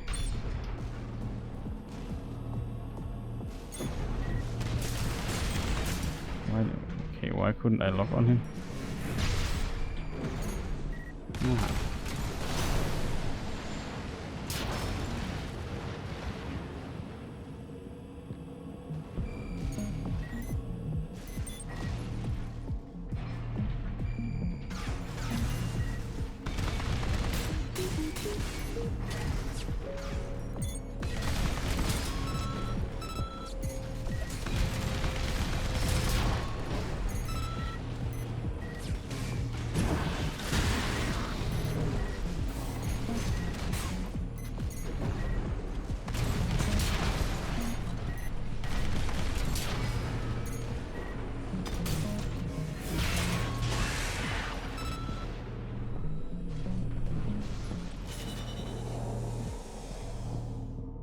Cool effect.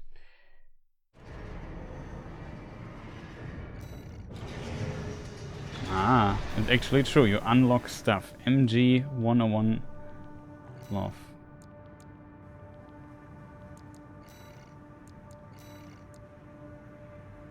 Combat fundamentals. So it seems to be really worth doing these training missions, it seems.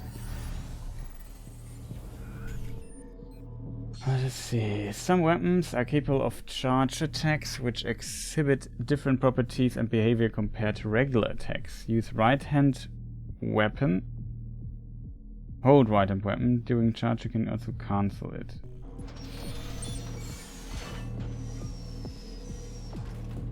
Yeah, you can cancel it.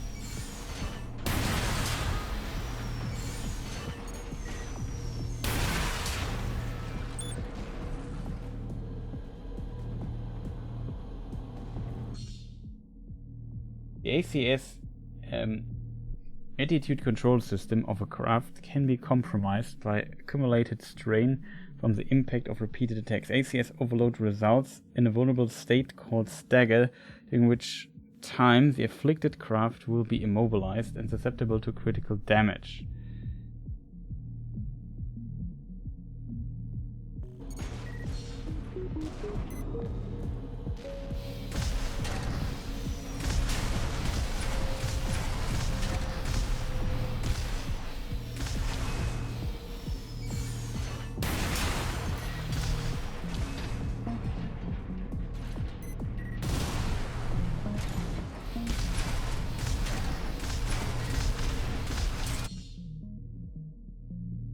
Direct hits. During stagger, all incoming attacks are treated as direct hits and deal much more damage.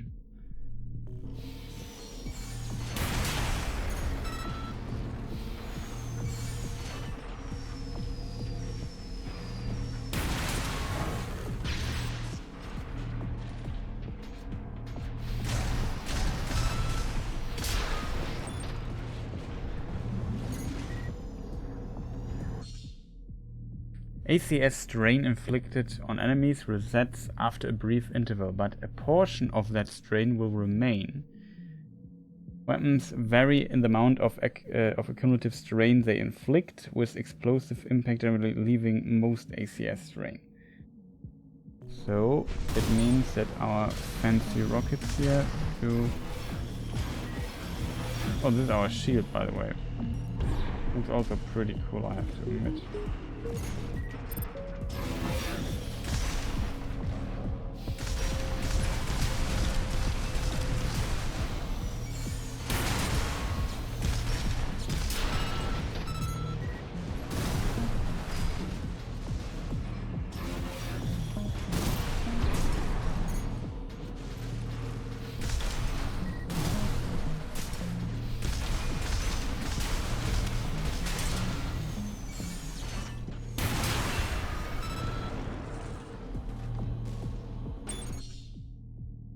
Surprise attack. Attacks on enemies that are unaware of your presence will inflict greater ACS strain than usual. Use right hand weapon, charge attack, shoulder, other things.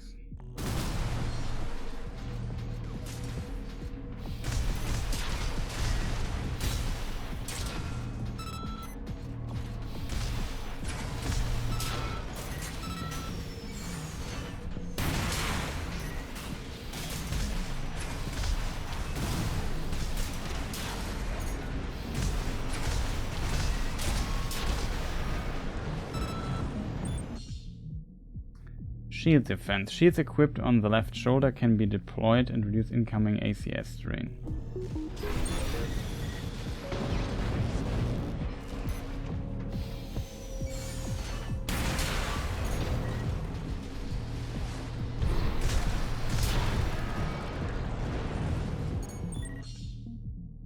Attack indicators initial guard. Shield output is maximized for 1 or 2 seconds after deployment. Blocking during this initial guard window can help to minimize incoming damage and ACS strain.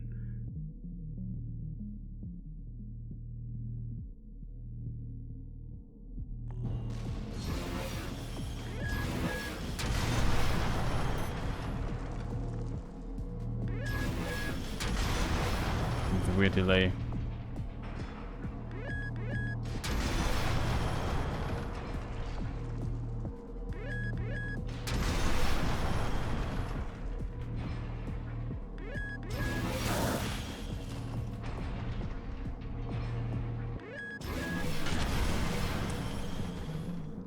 Goes out. I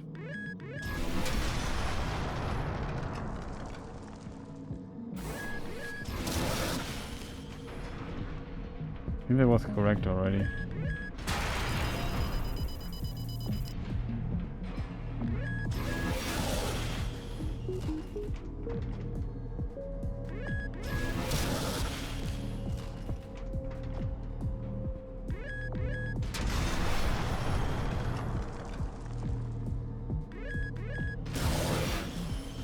That was it.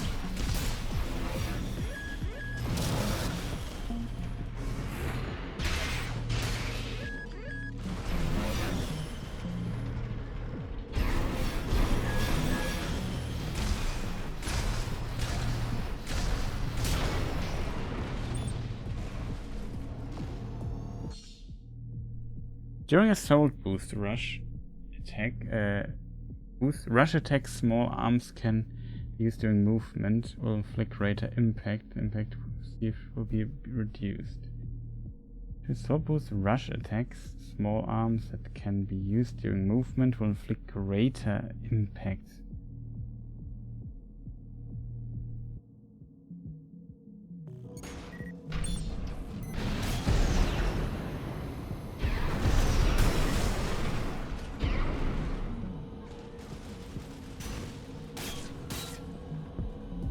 Use right-hand weapon boots.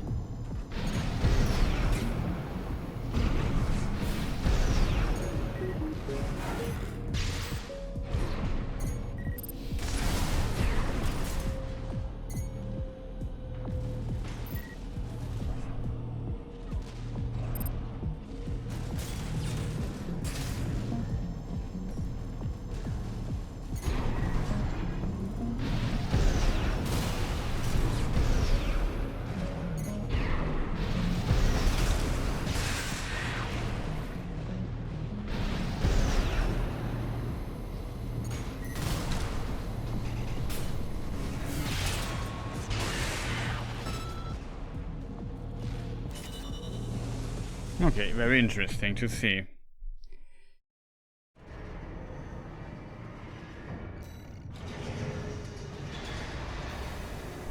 Linear rifle, the Curtis. It's pretty cool. Assembling an AC.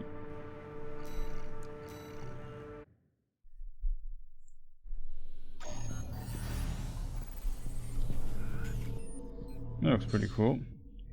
One way to assemble an AC is to install ranged weapons to both hands. This is known as the double trigger. Always among veteran pilots. Double trigger style among veteran pilots. Double trigger assemblies using machine guns or similar weapons can destroy enemies at a reliable pace and are suited for taking on multiple enemies at once. Hold R1 and R2 for rapid fire for the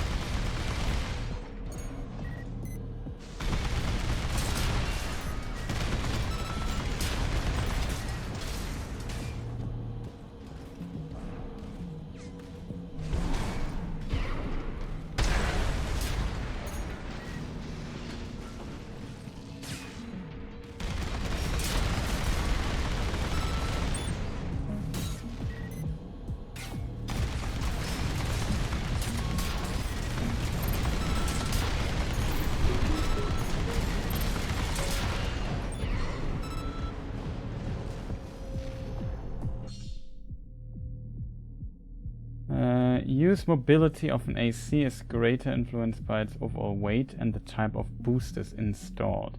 This AC is fitted with boosters that have a short quick burn, I assume reload time spec, which allows to outpace enemies with consecutive quick boost things.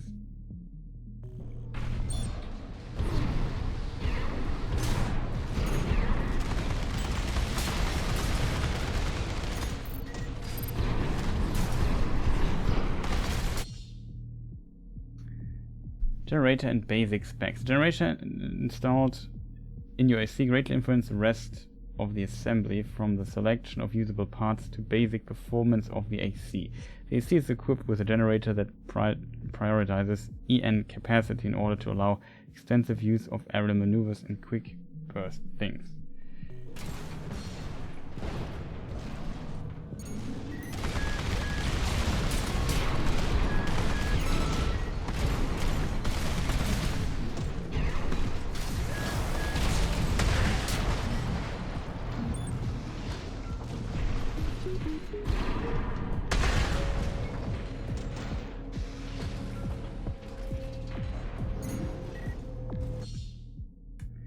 FCS engagement distance. The FCS fire control system, that's what it means, installed to the AC affects target tracking at close, medium, long range and missile lock on multiple lock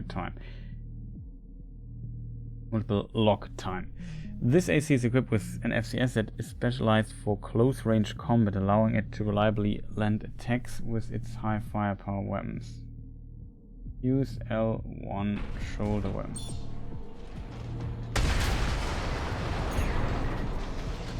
This is a rocket shotgun, basically.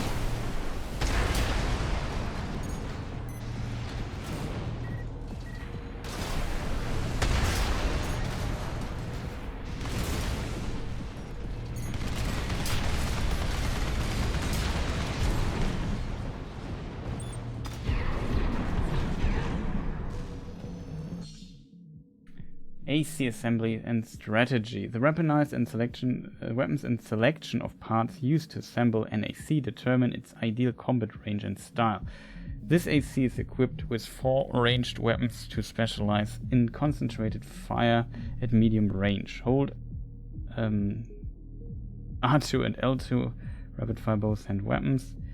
Use right shoulder weapon, left shoulder weapon, assault boost. Okay.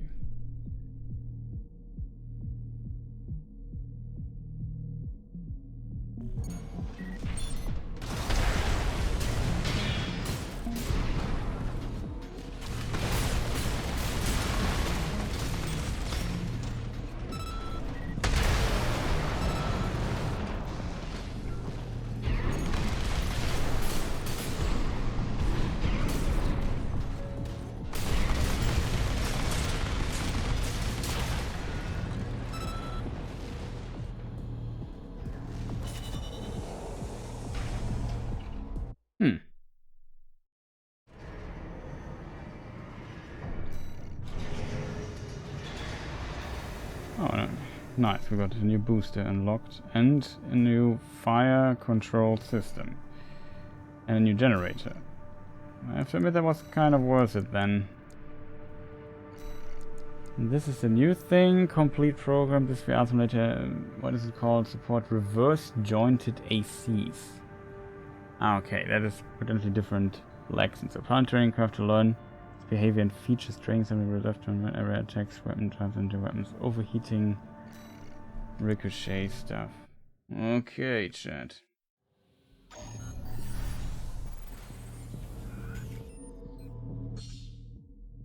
Reverse joint leg unit excel at jumping and can also leverage their leg strength to improve quick boosts. These leg units are also capable of flight jumps and do not consume EN, making it easier to achieve aerial retreats and shift to aerial combat.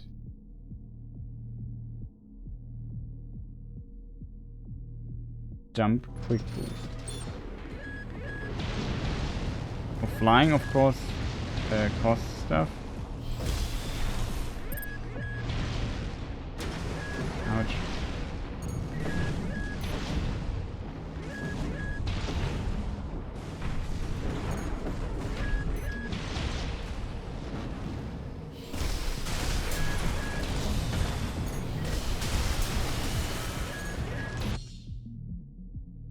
Aerial attacks. The left shoulder grenade cannon on its AC fires explosive rounds that cause area damage upon impact. Using weapons of this nature, you can exploit area damage to get great effect by firing at the ground from aerial position. Makes kind of sense, I guess. Ouch.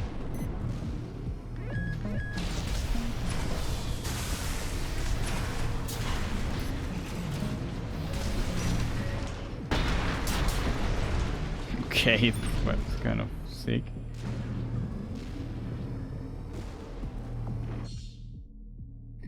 Weapons fall into 3 categories depending on the type of damage they inflict. Kinetic, explosive, energy. The defensive performance of ACs and other craft varies for each of these types, determining their susceptibility or resistance. So they're also different.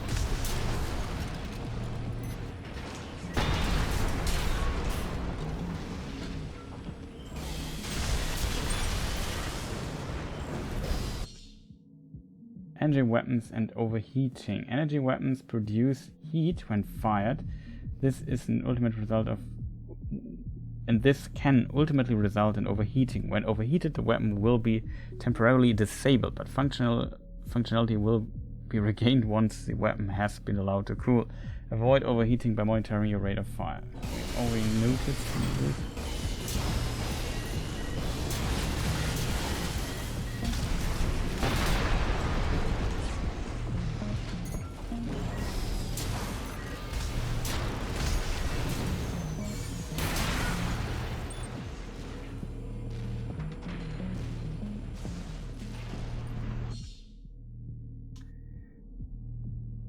Ricocheting will occur when enemies have high defense, significantly reducing the damage they take.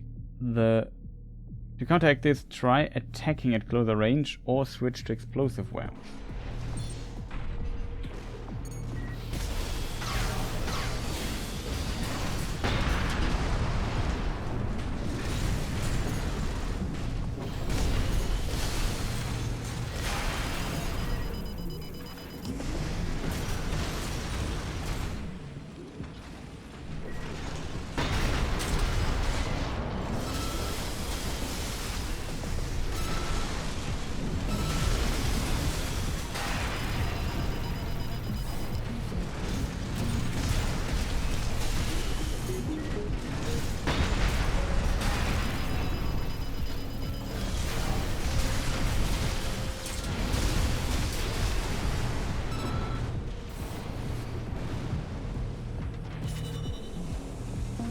Program complete, okay. So if we just get closer. We already noticed this with the it's called handgun. Laser handgun. Okay, so we got a lot of new stuff. I assume we just got this unlocked to buy, not to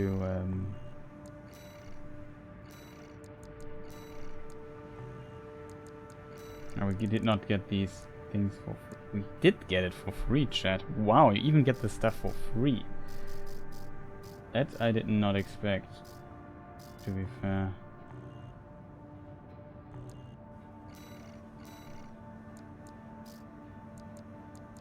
Okay, not everything. This here, for example, we have not tried yet.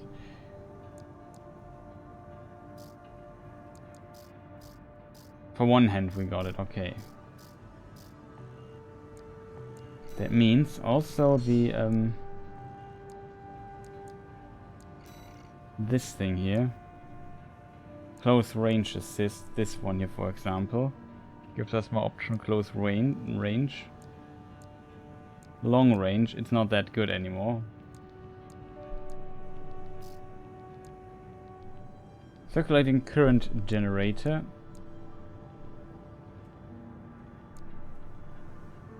Employed by archivists, tailored to lightweight AC such as those built by Schneider.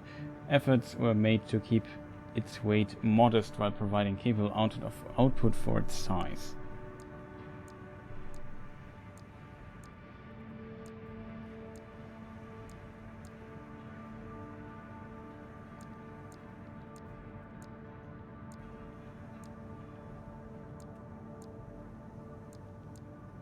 This definitely has a much higher output.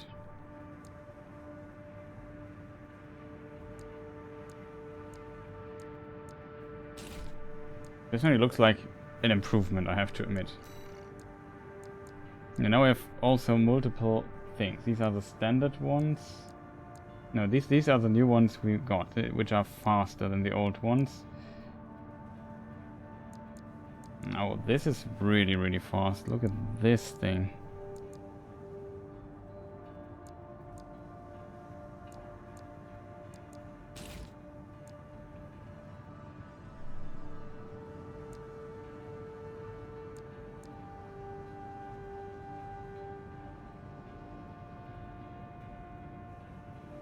So they definitely have so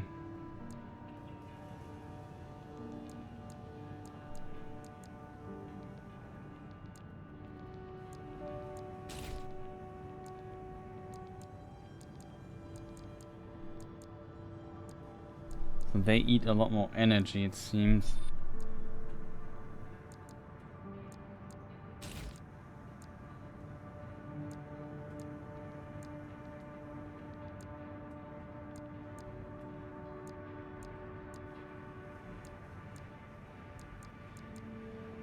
Okay, these are potentially for second for dynamics designed for contact Little weight increases that result from improving AC performance.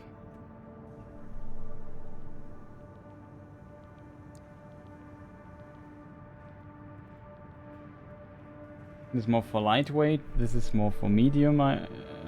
This is also for lightweight. This is for medium, not for heavy though.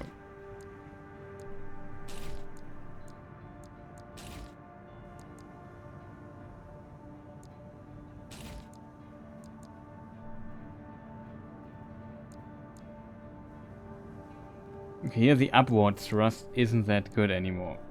That's better here.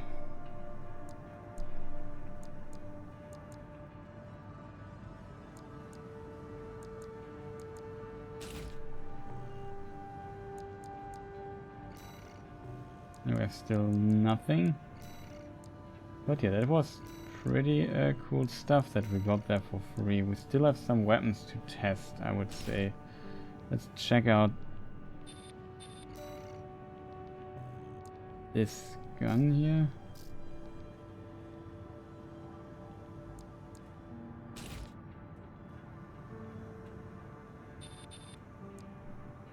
Wasn't there like a deploy button?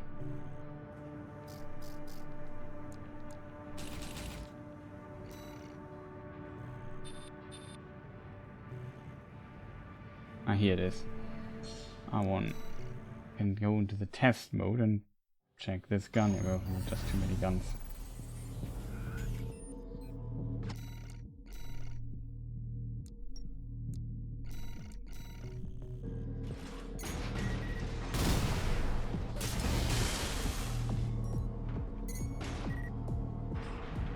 So the other pistol had the downside. If I'm far away, it does less damage. Downside here does not exist.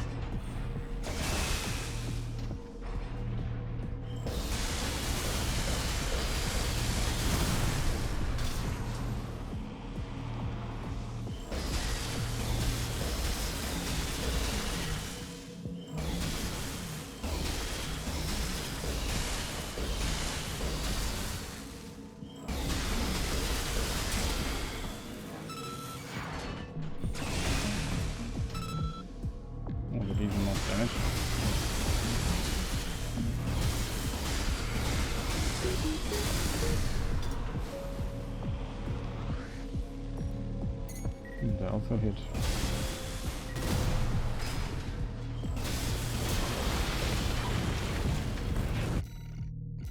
Not bad.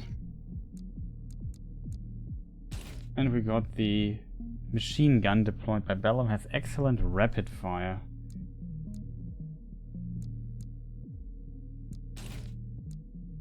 Okay, so this seems to shoot just insanely fast.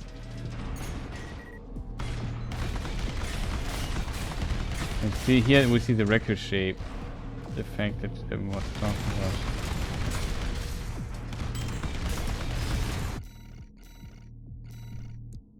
If we compare this with this weapon here.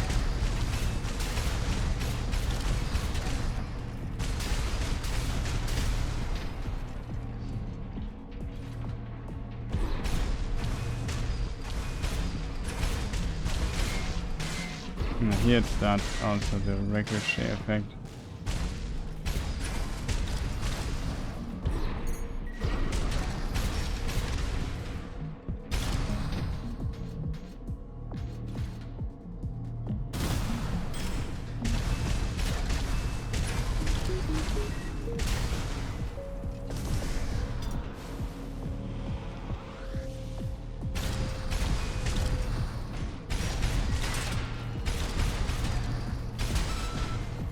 That's a lot of damage when the enemy is staggered.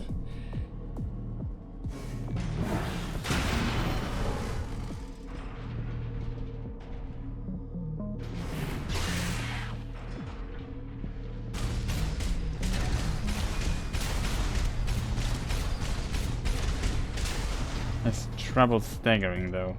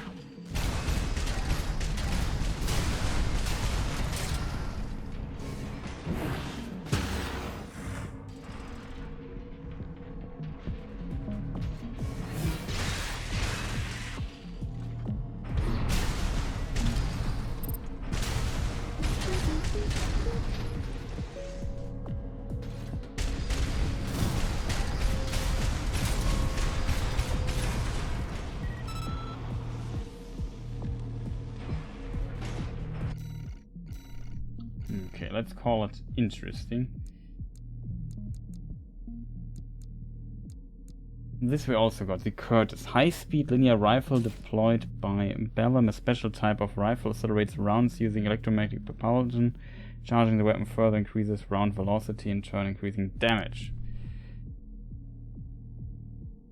Shines in double trigger builds, whether using 2 of this or in combination with another.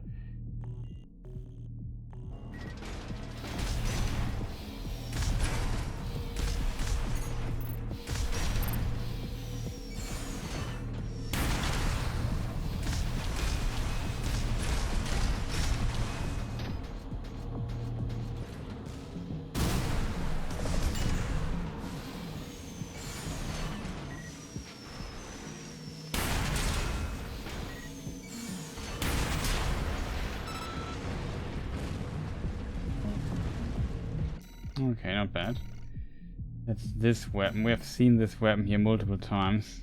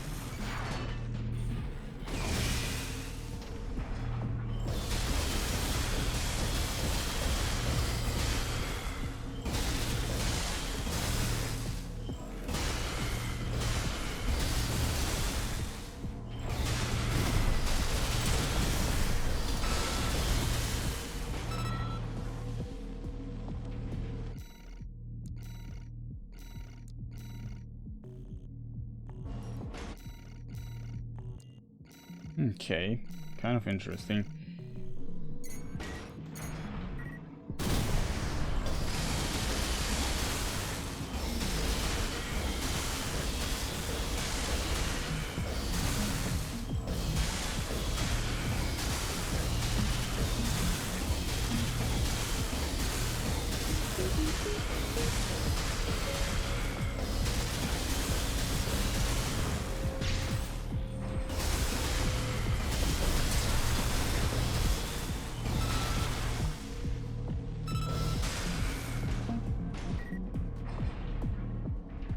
I think the other one, like this thing here is more like AoE, like if the enemy evases a lot, potentially pretty good. I think the other one does a lot more damage simply based on standing still.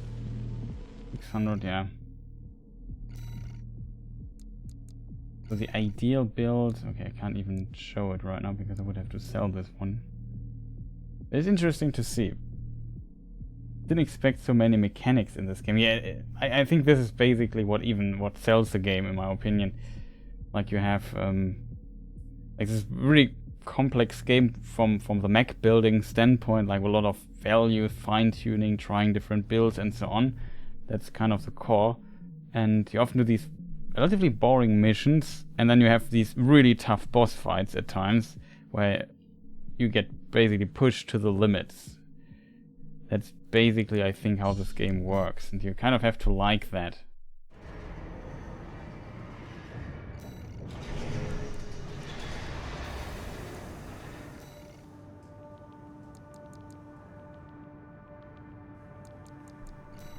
I'm still not sure what weapon we should use, though.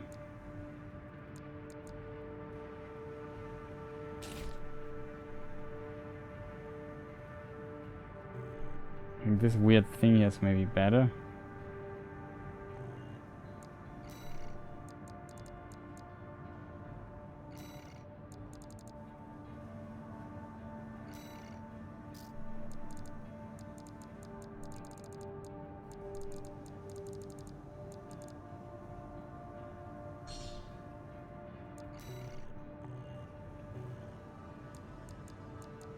You can even create your own decals and so on, like you have a lot of options in this game.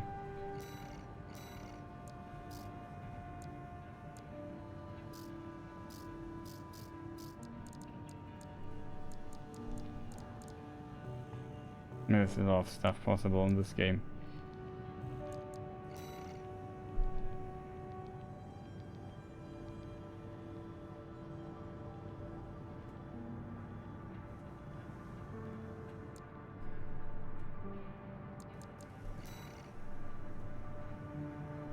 Okay, we do this mission, and then maybe I call it a day already. Probably This how our new request weapon comes straight works. from Arquebus headquarters. They want you to assist with a mission the corporations are calling Operation Wall Climber. This is V2 Snare, leader of the Vesper 2nd Squad. I will chair the briefing for this mission. This is an operation of my own design. Consider it a privilege to be called to participate. You will be attacking the Wall, a key trading outpost fortified by the Rubicon Liberation Front. The rabble have formed a defensive line comprised of artillery and MT squads. Break through the line, then make your way to the top of the wall. There you shall find the Juggernaut, a mobile heavy artillery platform. Destroy it.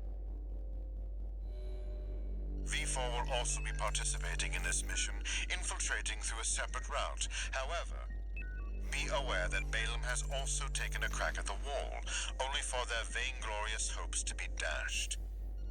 Do try not to die like a dog out there.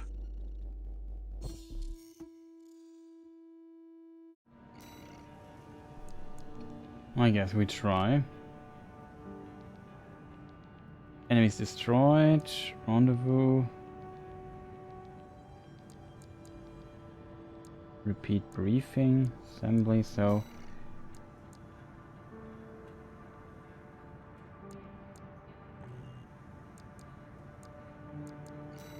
I'm still not sure what weapon we should take, but yeah, we can abort the mission and try this again Your objective anytime. is to take the Liberation Front fortress, the Wall. Show them you're worth the credits, 621.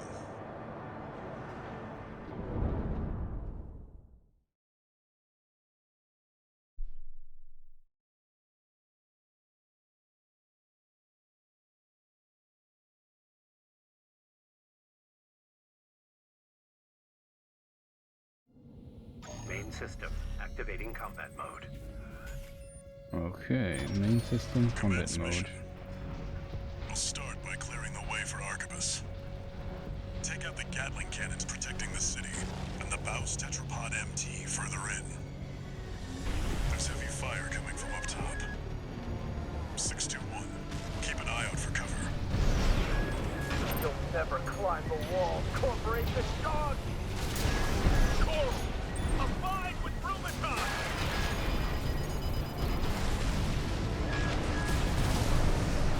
AP at 30%. Ow, something's hitting me really hard. 2 repair kits remaining.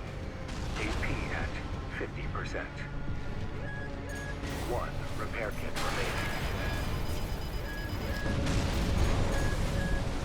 No repair kits remaining. Not good.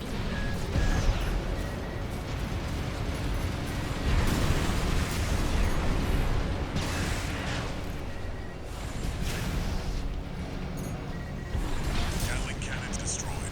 The friendly MT squad will take care of the city. You take care of the Baus Tetrapod MT 621. We're under attack. They're in the city. 1 AC. Arquebus. Forged in act. We stand as one. Die, mercenary!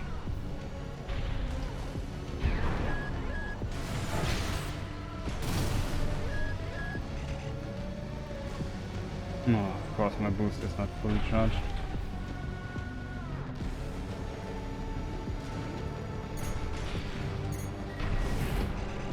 Oh god, where are we go?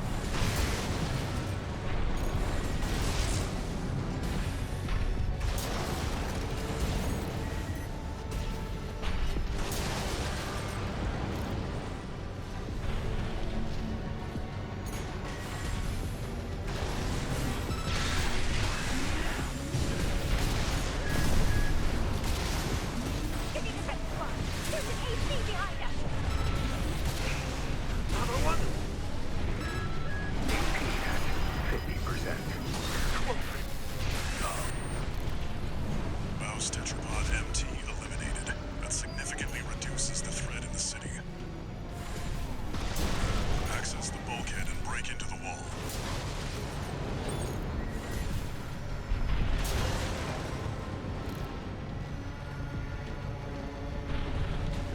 In the beginning, I didn't even think we could survive this. I have to go up here.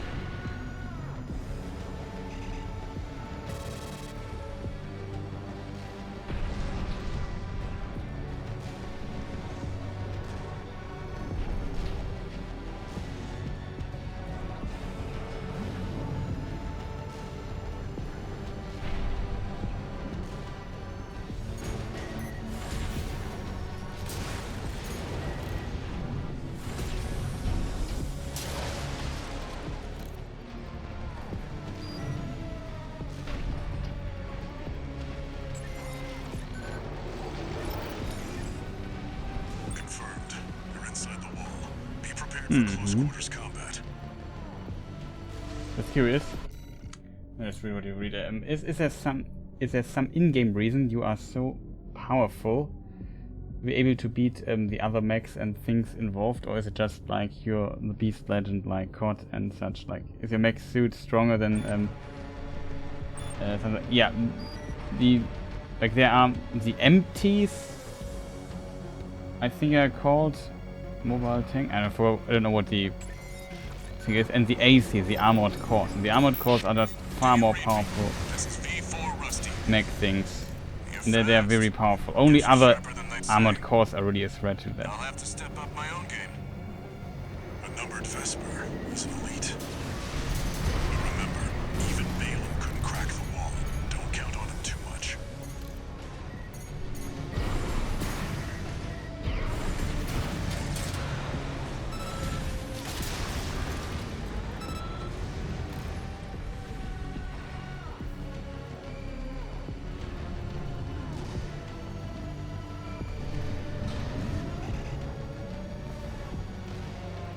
Came from there, right?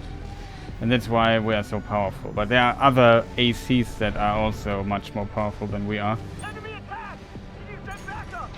And that comes down to good build skill and flooding the enemy like in a Dark Souls boss.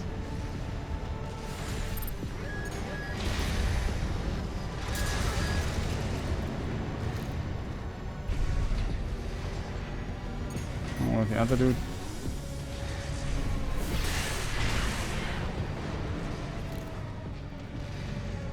So yeah, there's kind of a story reason.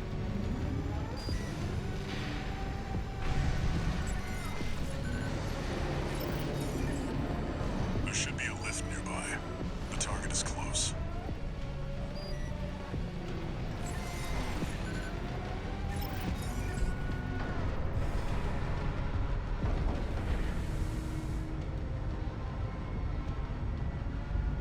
Classic lift. Hope there's a checkpoint somewhere, because I already lost my repair when I approached. Like, basically everything, because I played terribly. 621. I've dispatched a supply Sherpa. Make sure you resupply.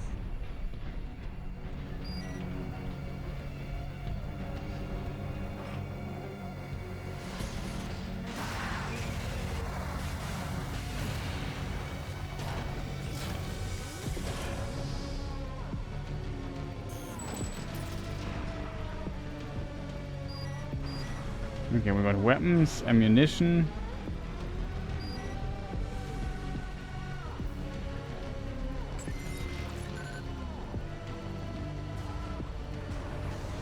How did he get in there? I don't know. From below. It also took the elevator. You must be Raven. One of the infamous handler Walter's hounds.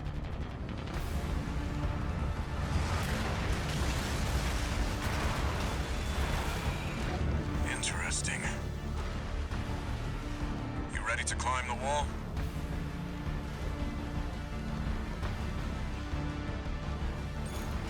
That's the Juggernaut, a heavy mobile cannon. I wouldn't recommend taking it head on.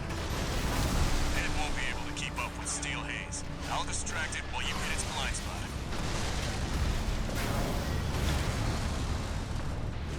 Watch out, it's coming.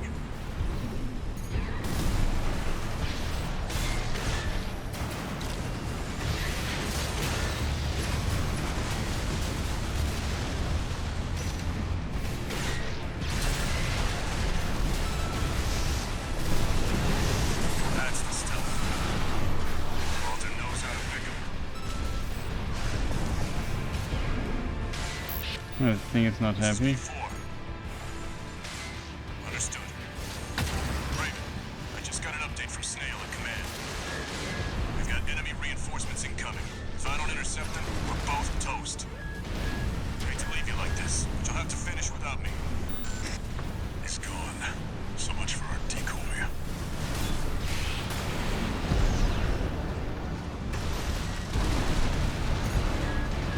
AP at 50%. Nee.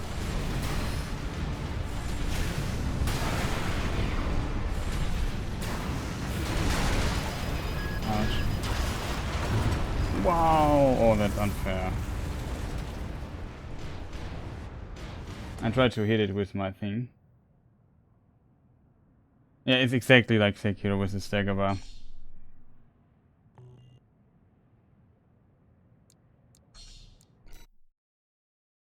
Hope I clicked restart last point, not.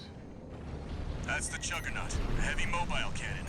I wouldn't recommend taking it head on. It won't be able to keep up with Steel Haze. I'll distract it while you hit its blind spot.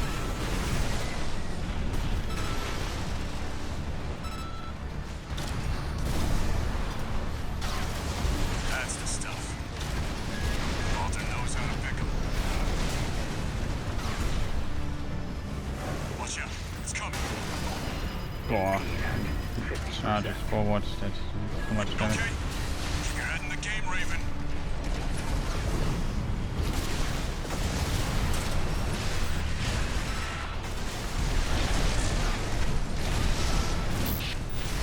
This is B4.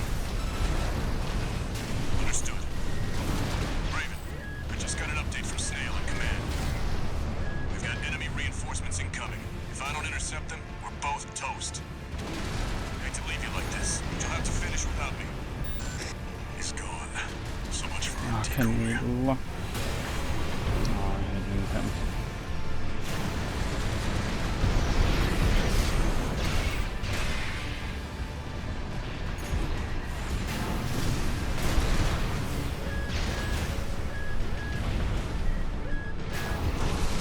AP at 50%.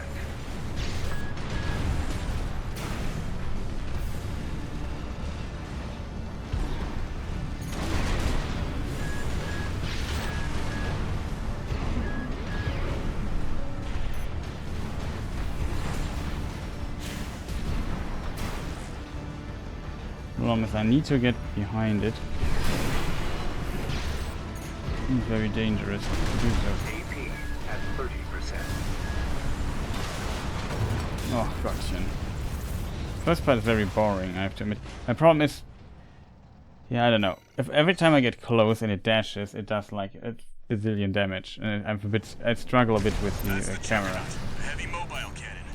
I wouldn't recommend taking it While head the on. other guy distracted, it's much Be able to keep up with Steel Haze. easier. I'll distract it while you hit its blind spot. That's the stuff. Walter knows how to pick 'em.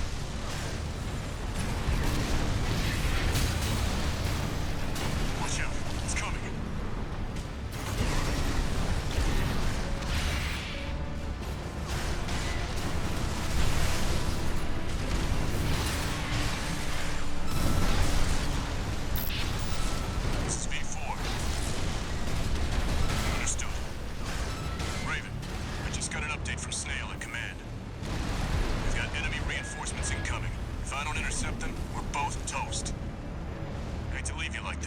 You'll have to finish without me. He's gone. So much for our decoy. Oh, that's exactly what I mean. It's so terrible. Like if the turret moves in my direction, then it becomes kind of really annoying.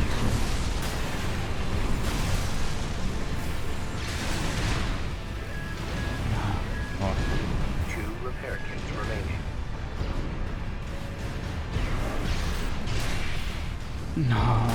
No, we didn't land behind him.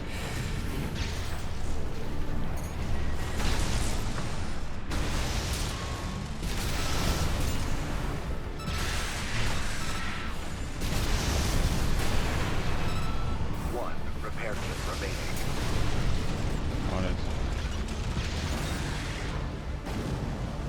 Okay, we just managed to stand right next to it. Confirmed. Juggernaut destroyed. Operation Wall Climber is a success. If the camera would just lock, Pilot, keep on, it would be Rusty. easier. It seems he knew who you really are. It won't matter. I've taken that contingency into account.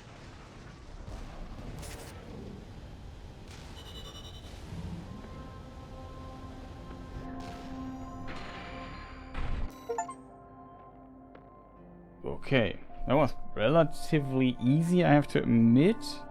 Now with the base game knowledge.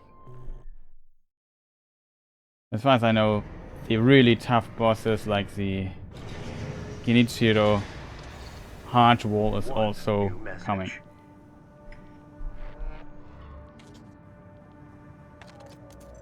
It was kind of a cool mission, I think. Though. I think I should tell you something. During Operation Wall Climber, Arquebus was planning to sacrifice you. The Cool. plan was to use independent mercenaries to clear the way so that the Vespers could step in and take over. But instead, you took the wall. The higher-ups are going to remember you now, that's for sure. As will I.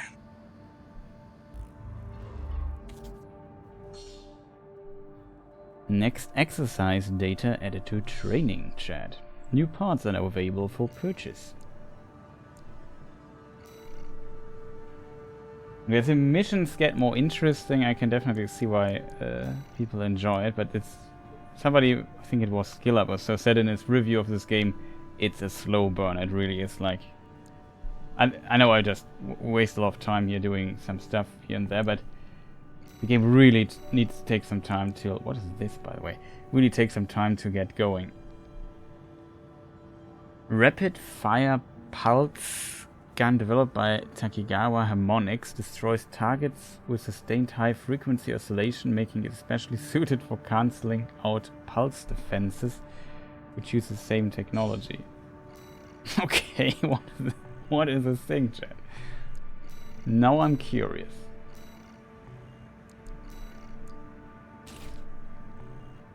It looks ridiculous. Almost kind of funny.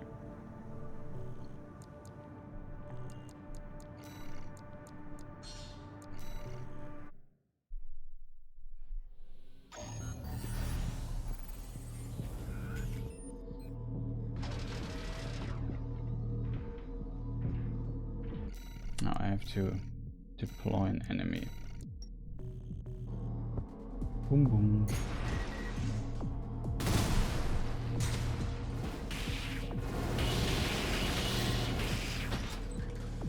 That is funny actually.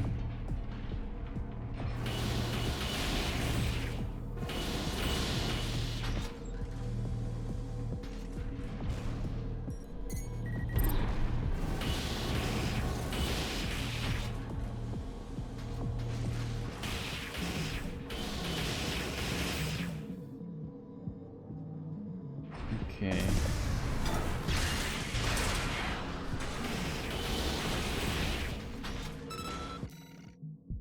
Interesting.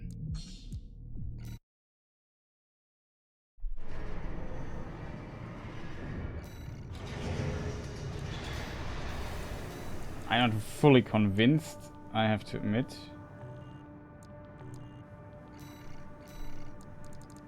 So yeah, the gun we used, I don't know if it did a lot, but kind of seemed very powerful.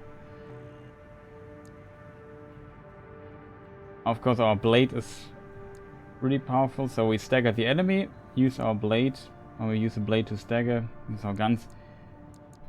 Kind of like that.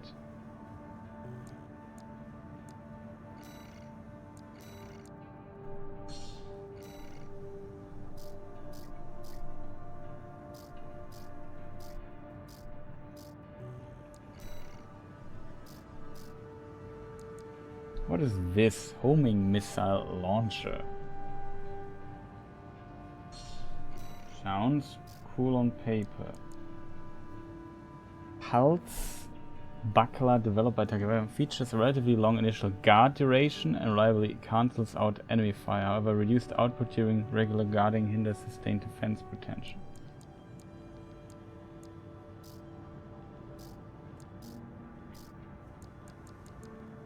Oh, here are, by the way, the tank legs, which is kind of funny. So you can also walk around with this here.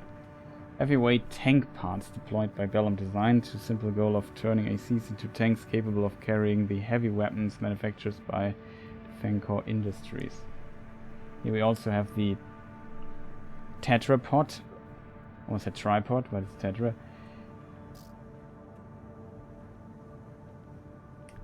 For long distance cruising, developed by Schneider, maximizes assault boost, thrust, energy, efficiency to provide excellent performance when rapidly closing in on target from long range.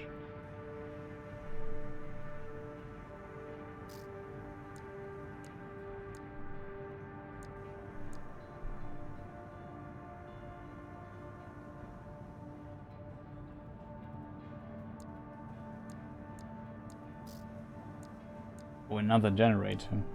It's a very expensive generator here, chat. Circulating current generator deploys by Arquebus, designed with a focus on EN capacity and output to support with energy weapons. It supplies more raw power than any other corporate produced at the market. Yeah, that's quite a lot. It's also really heavy.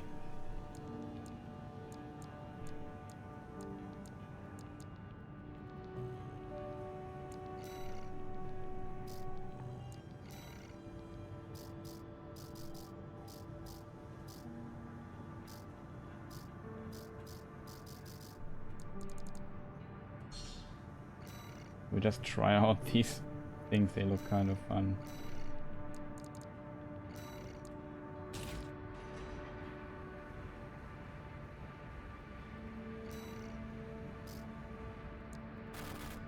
Ah, okay, they have internal boosters.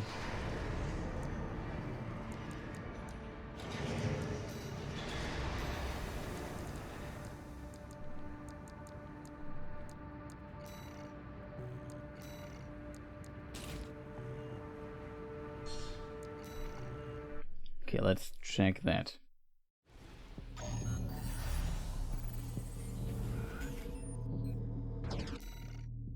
Apply enemy settings. China.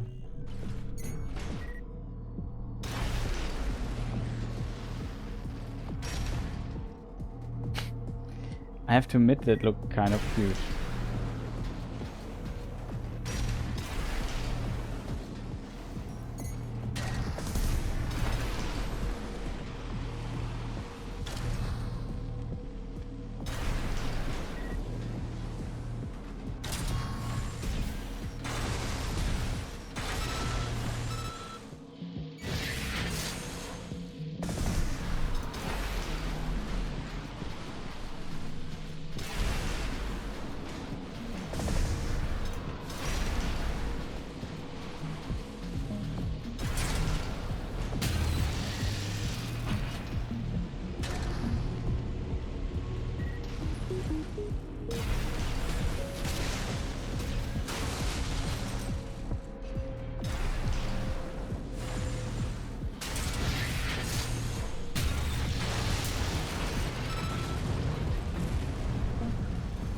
Yeah, this is very heavy to get up with this thing, so jumping isn't the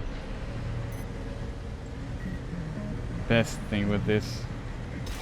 So we just got 15k HP, which is a lot.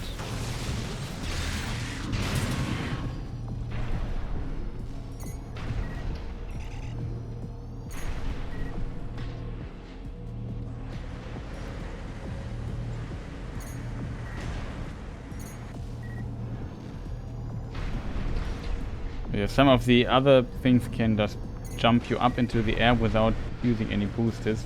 This thing here.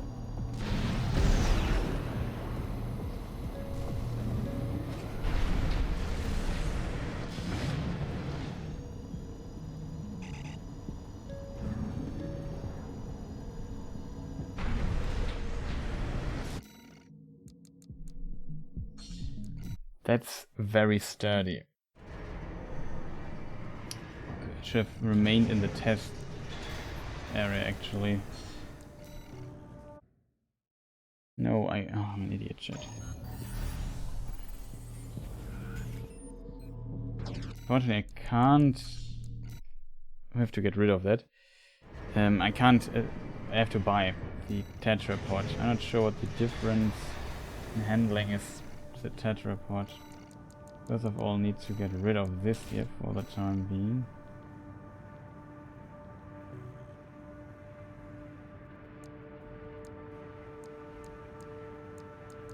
So this rocket launcher is kind of funny, I have to admit. I still like this one because it simply is able to do other stuff, though the vertical one is also... It's more like a finishing one. This is more like, okay, I have multiple targets, I don't want to shoot at them, I have slow weapons. So we just multi-lock on those and destroy them. It has its use, I feel. But if you have a single target like this boss guy or so, I guess the other rockets would have been smarter. That's kind of interesting. So the game definitely has become far more interesting in that regard, I guess.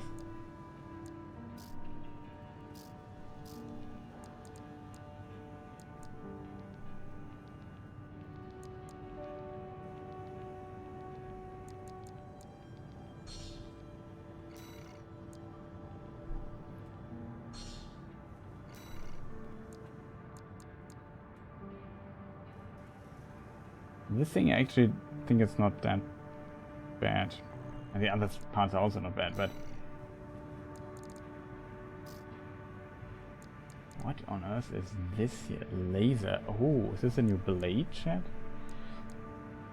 Laser blade deployed by VCPL. Stable laser control enables powerful energy-based slashing attacks. Charges in the weapon to increase laser output, enabling combo attacks that sweeps through.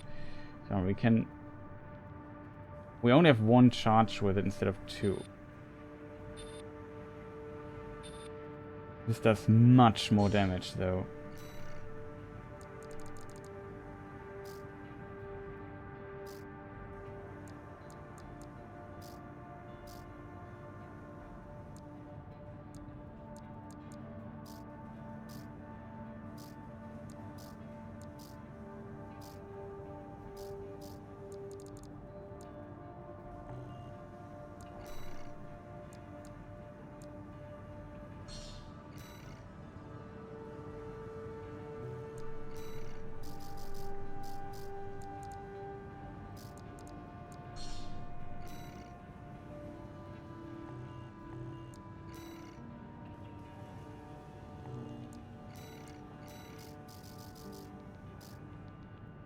Tetrapod leg parts derived from an existing model intended for tetrapod deployed alongside a crevice bipedal and reverse joint ACs. This model focuses on mobility to enable hovering based fire support.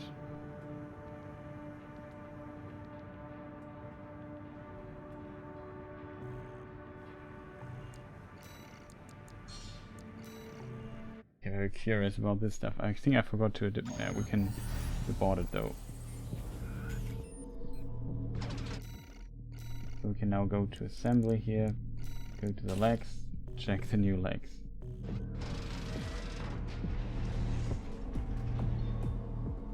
Would have been nice for the Eye of Sauron mission, the hovering is any good.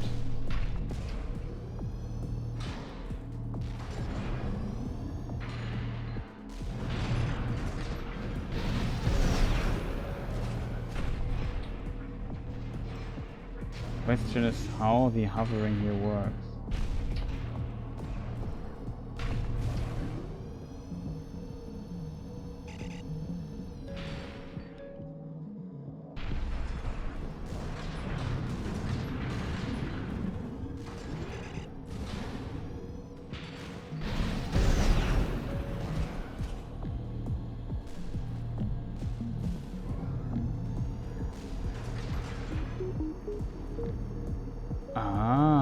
look at this. This is how it works.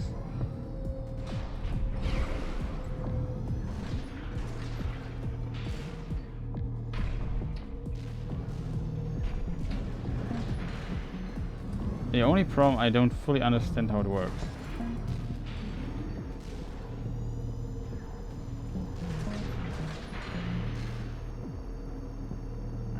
It seems like double jump kind of activates it.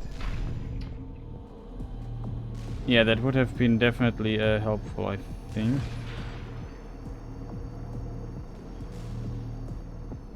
So now we can actually stay here without... We lose a little bit of energy though, it's not indefinitely. But yeah, this would have been very helpful, I agree with you.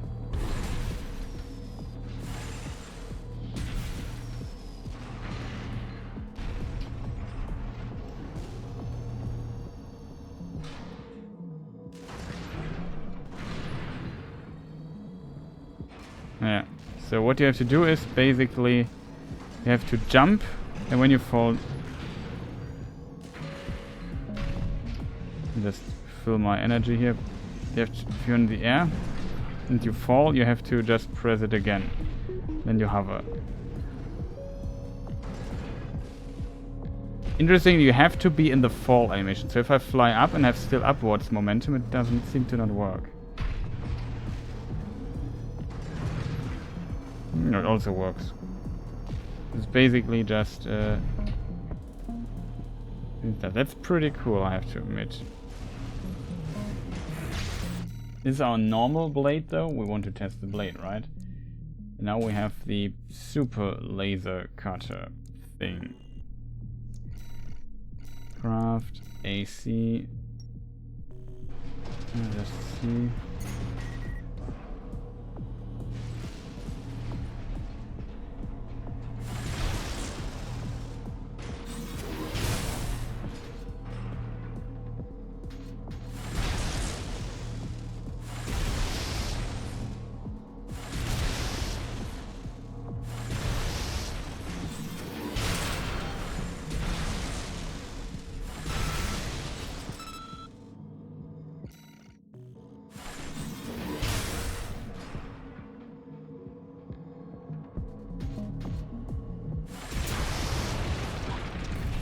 Let's get the other guy. Reset.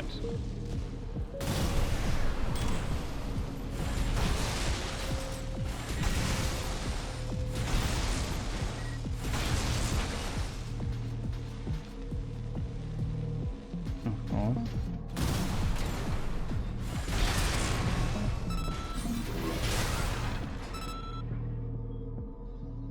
That was a lot of damage.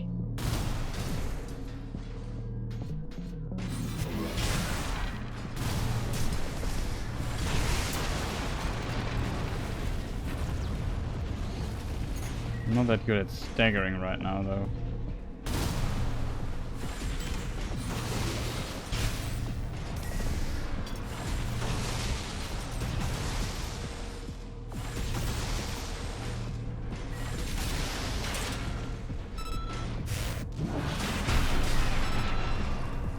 Ah, we do a double attack if you hold it down. How much damage was that? Let me just check this myself really quick.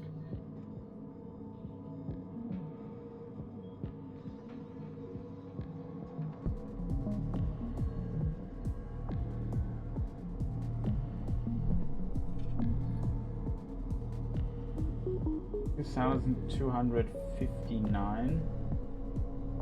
4,100. 4,300.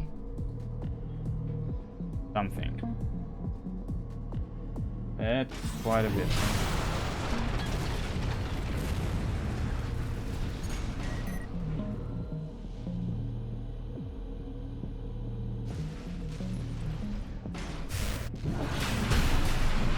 That's 2,000.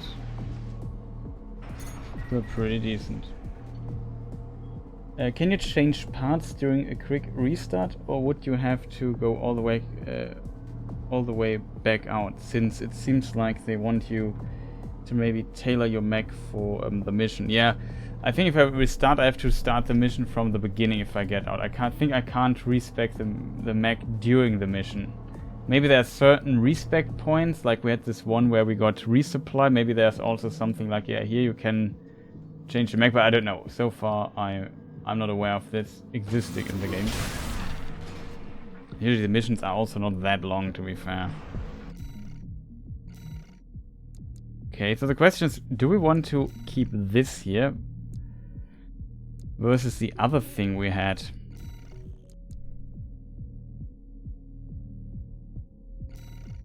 This thing here is pretty insane, I have to admit. It does a lot of damage. Maybe let's switch to the other one and see how much damage we do with this. Couldn't even see it.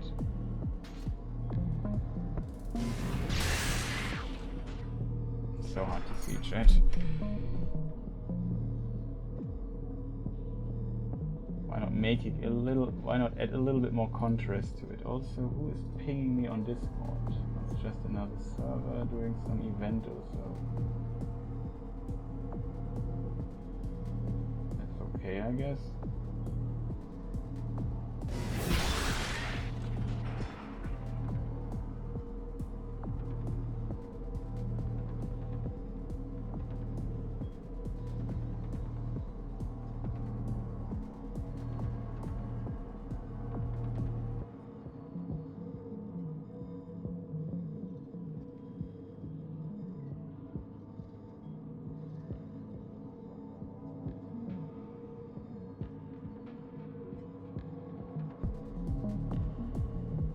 I'm not sure if it's 800, but I think it's 862. That will be fun now to do the stagger thing.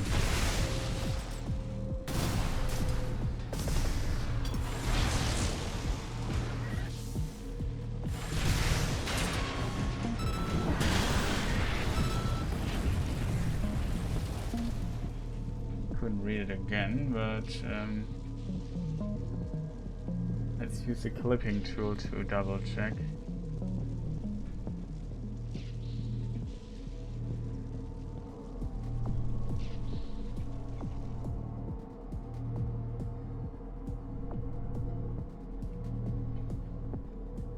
Okay, chat.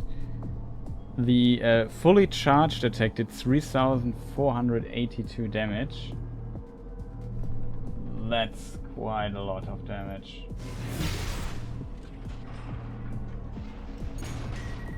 I have to find, though, try to get the double hit in.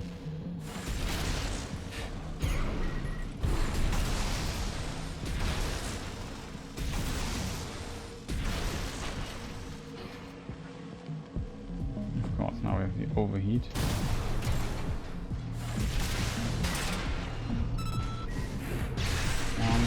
So that's actually also 4,000 damage. I saw the numbers. 4,000. Well, it's pretty much the same amount of damage. Like in stagger, this thing here does not less damage than the other, or maybe slightly less. But this here is easier to pull off because I have to. You just can hit twice. The other I have to charge full.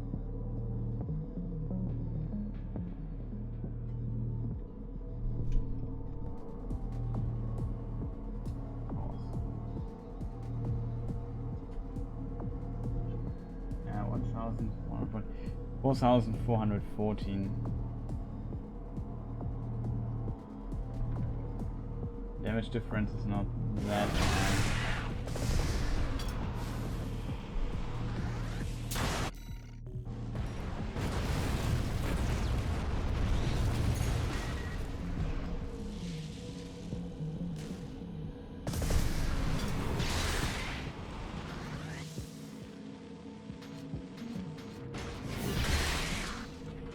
So hard to see.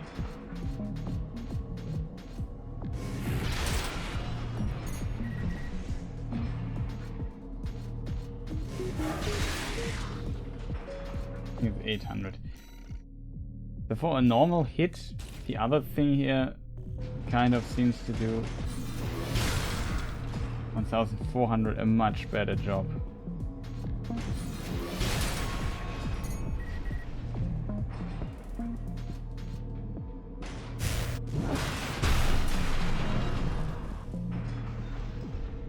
That I couldn't see.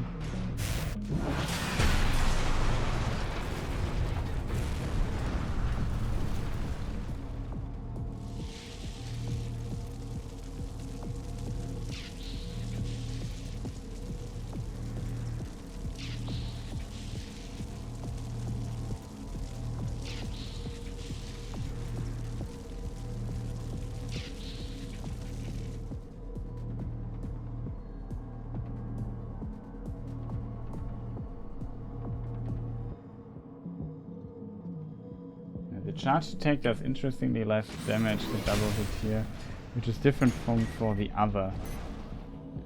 If I hold into the 2 attacks, because this is only 1 charge basically, like this does a lot of more damage.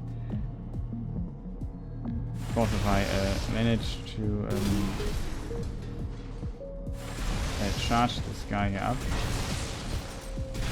and the damage comes also very nice. It's a lot of damage.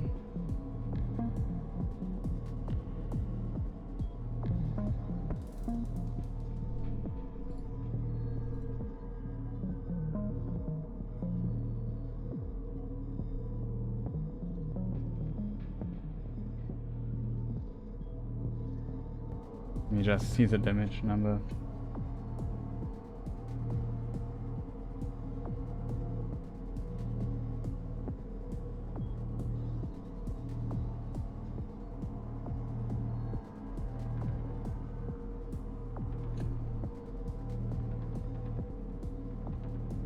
Yeah, 2114 versus 2159. The problem is the following, like, the difference is, like, this here does 1400, the other does 800 something, but with the other I have 2 charges, so the other I can hit twice. This hit here kind of makes this initial hit count more, if that makes sense. The other one makes, requires me to hit the second hit to make more damage with it. But then it's not staggered. This here does definitely more than the other. And I think it also builds up the stagger more as well. Versus the other thing here. So this is 800, but I can just do 800 2 times. So it's 1600. Which is better than 1400 with 1. Because here I can only hit once. It only has 1 charge.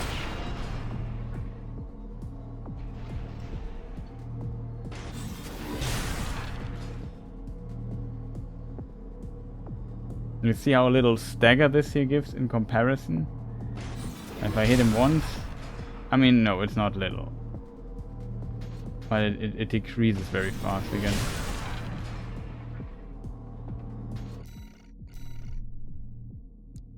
So it's actually okay, I think.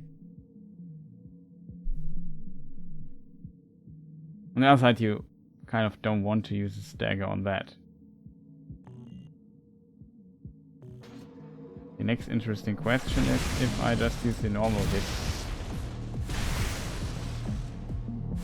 He won't survive the staggering process.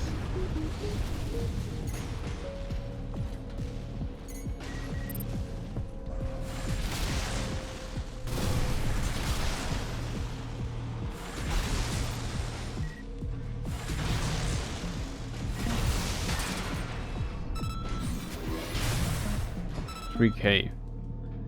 A single hit definitely here does more damage. Very interesting. I think it also has more range than the other.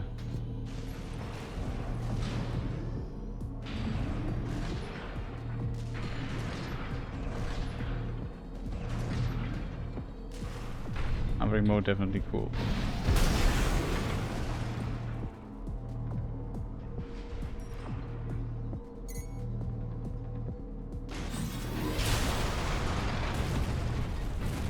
So much damage, this thing. Okay, another question is, what has longest cooldown? Can I see the cooldown amount, like, in seconds somewhere?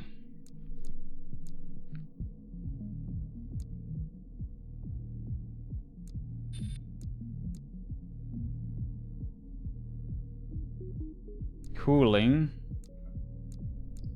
Okay, this here says cooling is faster, so I assume cooling is a cooldown. So the other is a little bit faster than this one here, which is kind of a advantage, I feel.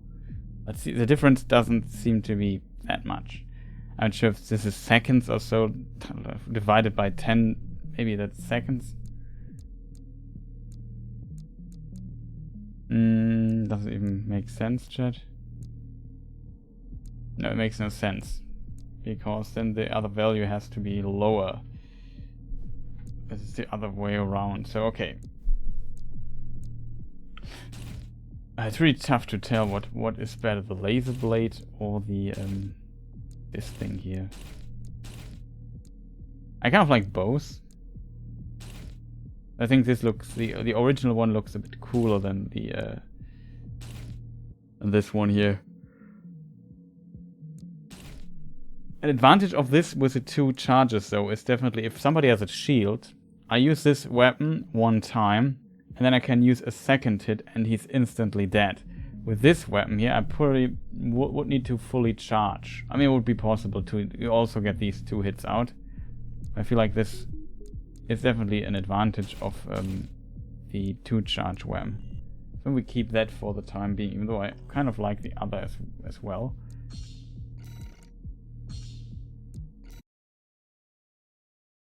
So yeah, the legs were also kind of cool, I have to admit. I like that you can just sell everything again if you say, yeah, maybe I want to have the other. And it's not like in classic RPG where you always sell at a loss or so, just get full refund to try out stuff. That's pretty cool, I think.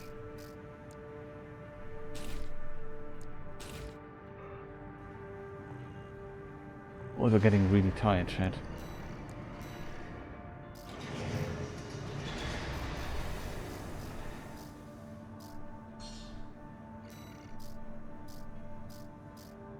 So good to know of the properties here.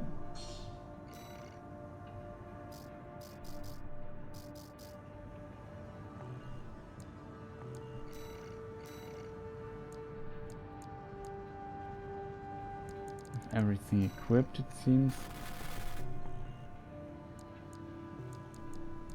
Okay, we have one new training mission. Tetrapod ACs.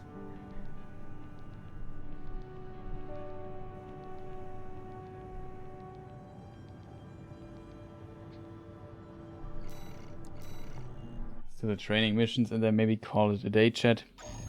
See what the missions are after that, because I'm just very tired right now. Tetrapod leg units have high loading capacity and enable ACs to build equipped with multiple heavy weapons. Tetrapod ACs can switch to hover mode after ascending off from the ground, allowing them to remain suspended in the air for some time. In air, hover mode, yeah, just jump again basically. Quick boost.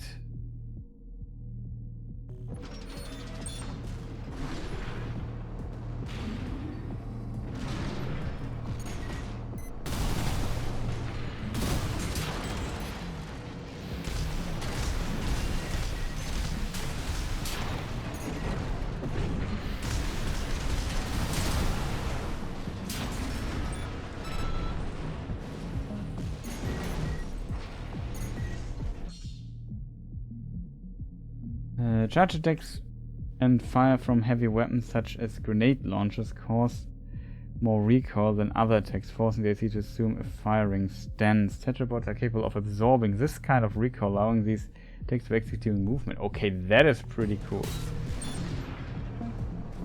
So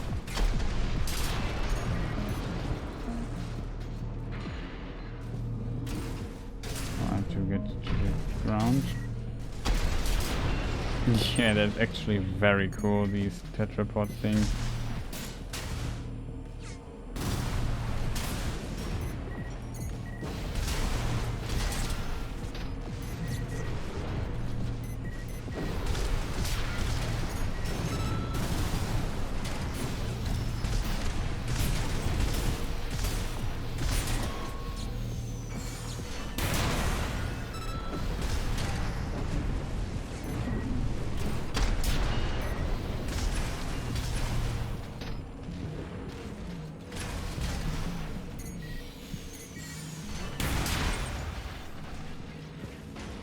Oh, that is pretty cool. Hovering based tactics. Hover mode allows you to maintain a high altitude, in turn making it easier to establish a line of fire and lock without geographical things.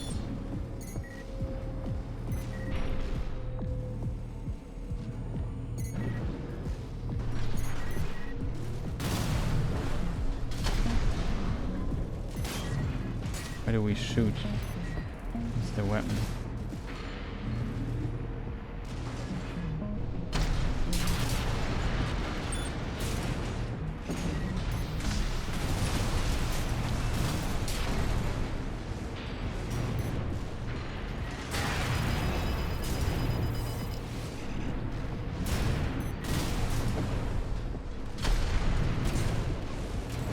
Oh, come on.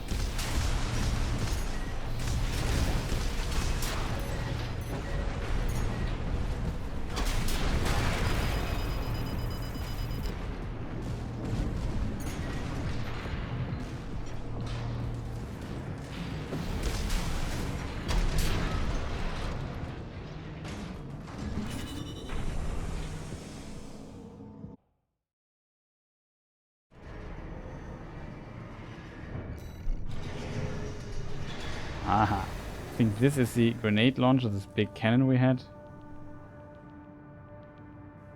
Gao Chen.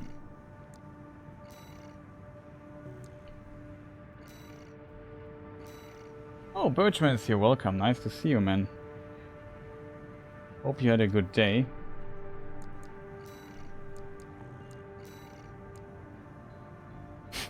Look at this insane gun here, man.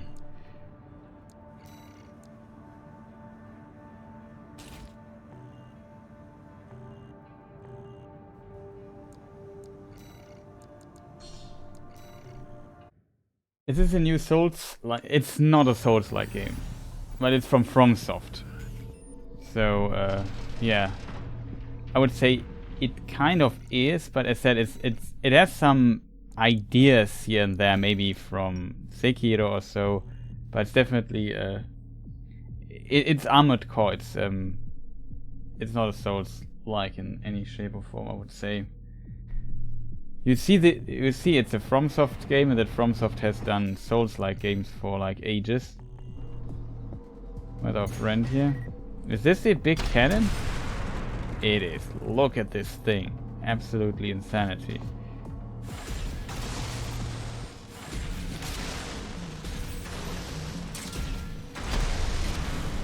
$2,000 damage. Wow.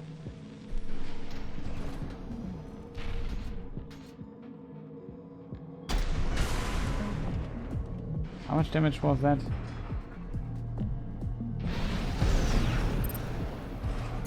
We have made many of these, quite a few games before Souls. They did a lot of Armored Core games. I have no clue about this. 1100.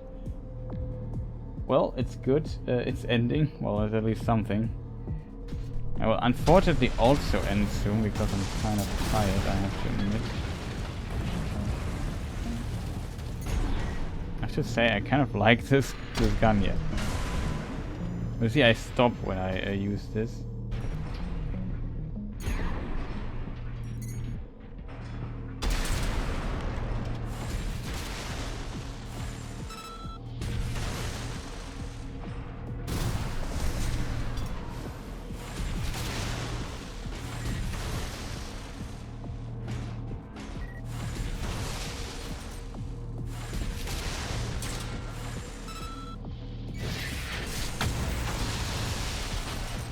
Very difficult. We just missed the target, even though it wasn't not even moving. I'm not happy about that.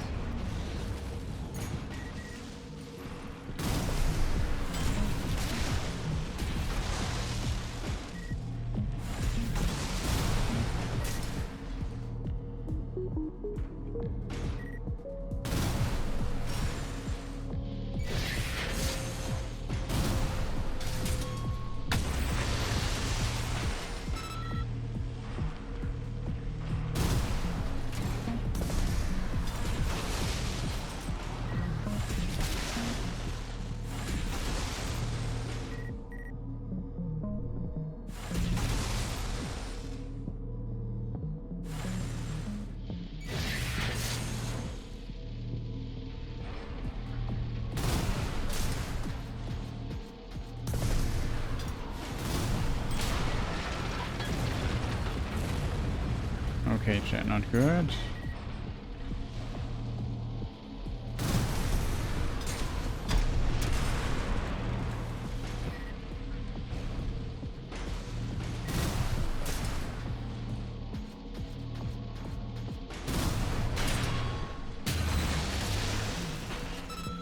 Gets us 1.5k damage.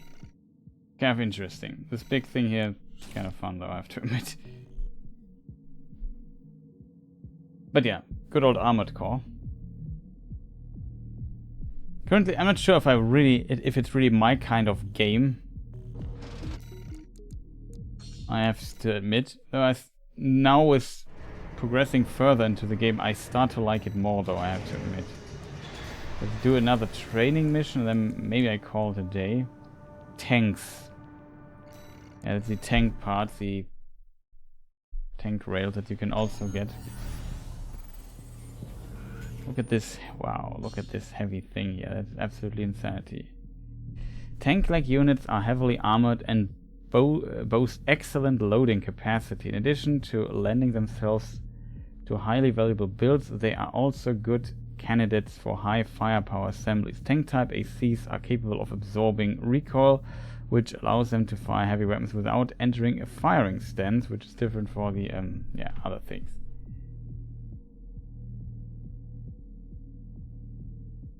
Rapid fire bows and weapons.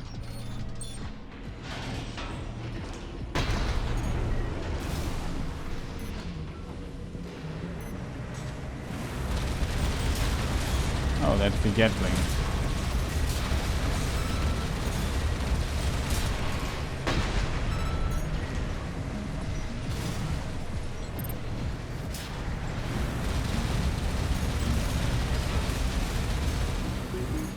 Question chat. Ah, that's a rocket, okay.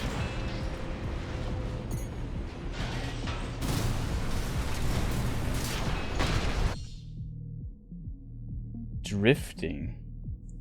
I think it can drift to quickly change direction in their face. Execute a drift, move L in the direction you want. In the direction you want to face immediately after a quick boost. Okay, that surprises me.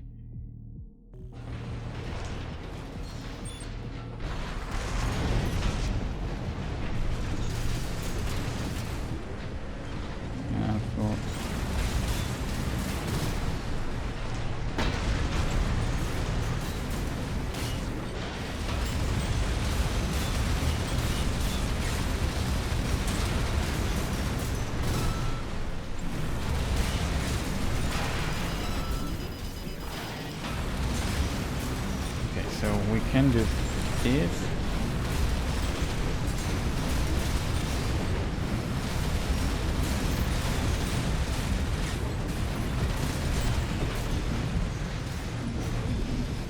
I think this is the drifting.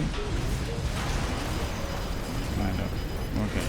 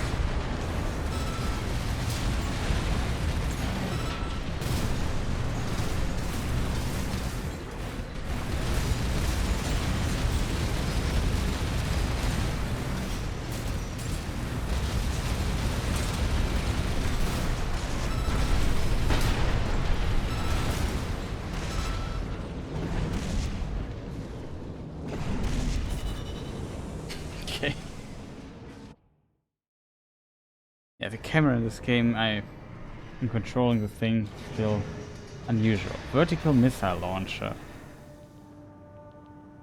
PO1 meeting something. New exercise data added to training. Advanced Mercenary Certification. Pass certification. Training subject adaptive assemblies. Okay, let's do the next training thing.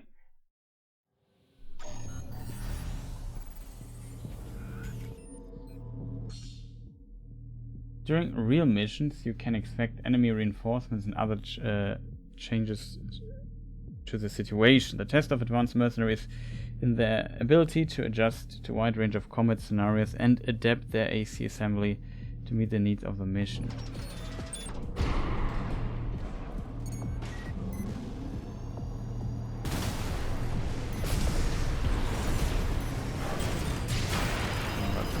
Shield. I didn't notice the shield.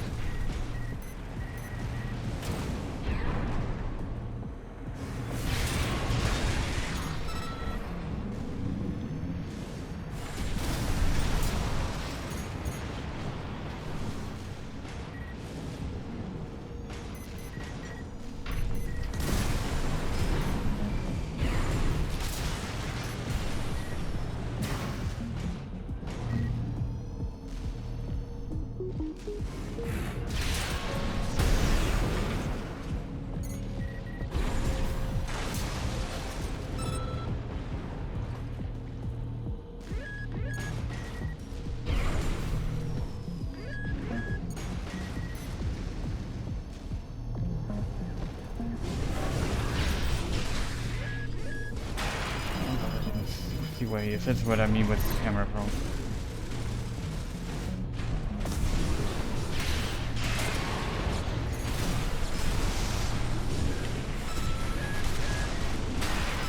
Oh, for real.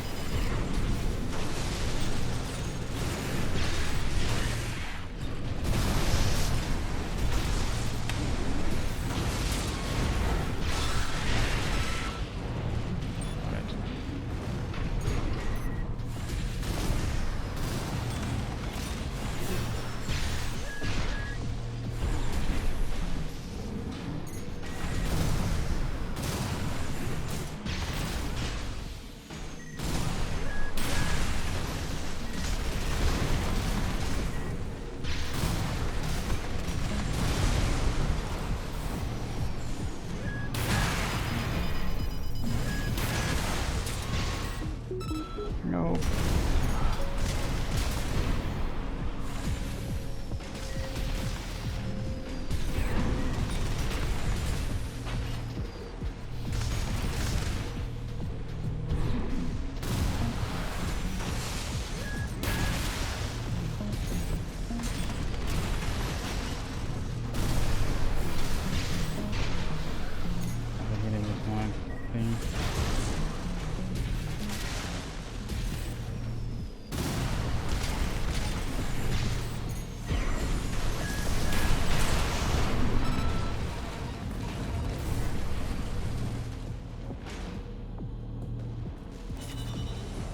Well, that worked. Wasn't well thought though. Training. Cleared all training programs. Okay, we cleared the training program. Potentially we get now. You can get a message. Congratulations on your certification. You have proven your skills by completing the entire combat training regimen. Registration number RB23. Call sign, Raven. All Mind anticipates excellent performance. Cool. You have completed the entire training program. Advanced Mercenary. Complete all combat training. I hope we would get for this mission some kind of cool weapon or so. But I guess we got enough cool stuff for free from the training. Okay.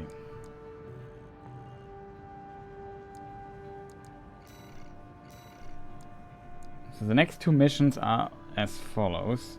Central Ballius. Arquebus survey base the wall. Retrieve data. Recover at least 5 combat logs from MT wrecks. Mission must be completed within the time limit. I hate time limit. Extra rewarded based on the logs recovered. Infiltrate facility survey. Infiltrate boss arsenal number 2 and determine why it went silent. Okay, that seems to be more interesting than this year, just killing some MTs. But yeah, as said, might be the end of the stream for now. Maybe stream tomorrow again or so, I'm not 100% sure yet. But yeah, I don't know, what's your impression so far of watching the game? Like, it's very hard to tell how interesting this is to watch for people. Like I said, I think the game has... What helps the game quite a bit is that it's quite complex in what it does. Like, there's so many mechanics, as Vipsuda already mentioned in chat, that there's like a lot to unpack, almost very overwhelming at the beginning, and especially in these early missions we already did a few times, it was not that interesting. Like, these training missions we have just seen is basically also some almost like that go there, though it's not a digital virtual reality map, it's then a real map somewhere with a bit of snow, some trees and some military buildings. You just go there and shoot the enemies, and sometimes they are just these small enemies and you just obliterate them completely and they have no chance. And that's usually not that interesting. I felt like the mission with this gigantic walker, that was kind of cool. But the other stuff was... yeah, so some of the other...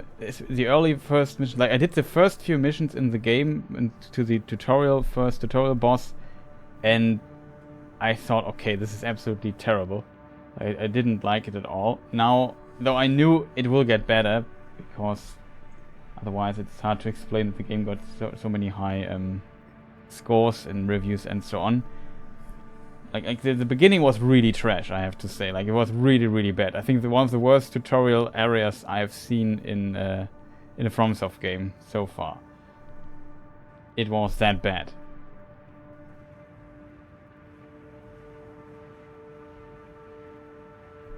Like, especially fighting with the camera and so on. You had this flying gigantic helicopter, which looked cool, I have to admit, but it was like really annoying fighting it, especially when you hadn't the controls in, and I'm still kind of struggling with it a bit. It doesn't feel like I know all the time what I'm doing and can keep track of the enemy. Camera is sometimes a bit annoying, I have to admit. Especially when stuff flies around. Like, flying enemies are just not that fun in this game. So far. Maybe it changes later on or so, I'm not sure, but yeah, it's interesting in this regard to see what FromSoft came up with here and there. It's just the problem in this, as I said at the beginning, was really I didn't know the controls, I didn't know how the game went. The missions were like you just go from A to B and kill some cannon fodder units on the way with very little resistance and not really a challenge. And like in the classic Souls design way, especially early on in the game, like, you have to take every enemy serious. I know it's not a Souls-like, don't get me wrong, it's just a different kind of game. But this makes, unfortunately, for some of these filler missions to not be very interesting at all, like kind of boring, I have to admit. And then you have some missions where it got more interesting because they had these artilleries in the back and they just obliterated me, and I have to kind of, okay, I have to fight these guys. They are easy to kill, but I have to kind of time my dodgings and so on with these artillery shots there in the background, and else they will destroy me. That made the mission far more interesting. So this wall mission was kind of cool, then with this boss fight at the end, which was also neat. It was a bit annoying because you could fly over it, and then I just want to keep it locked in, but my thing would not just turn around and just keep... I would just lose lock on to the enemy and then struggle a bit. Though it was kind of my approach to hit him with my melee attacks there from the back. So in that regard, kind of interesting, and I assume there will be, yeah, quite a few really tough enemies coming up ahead. Very curious about those.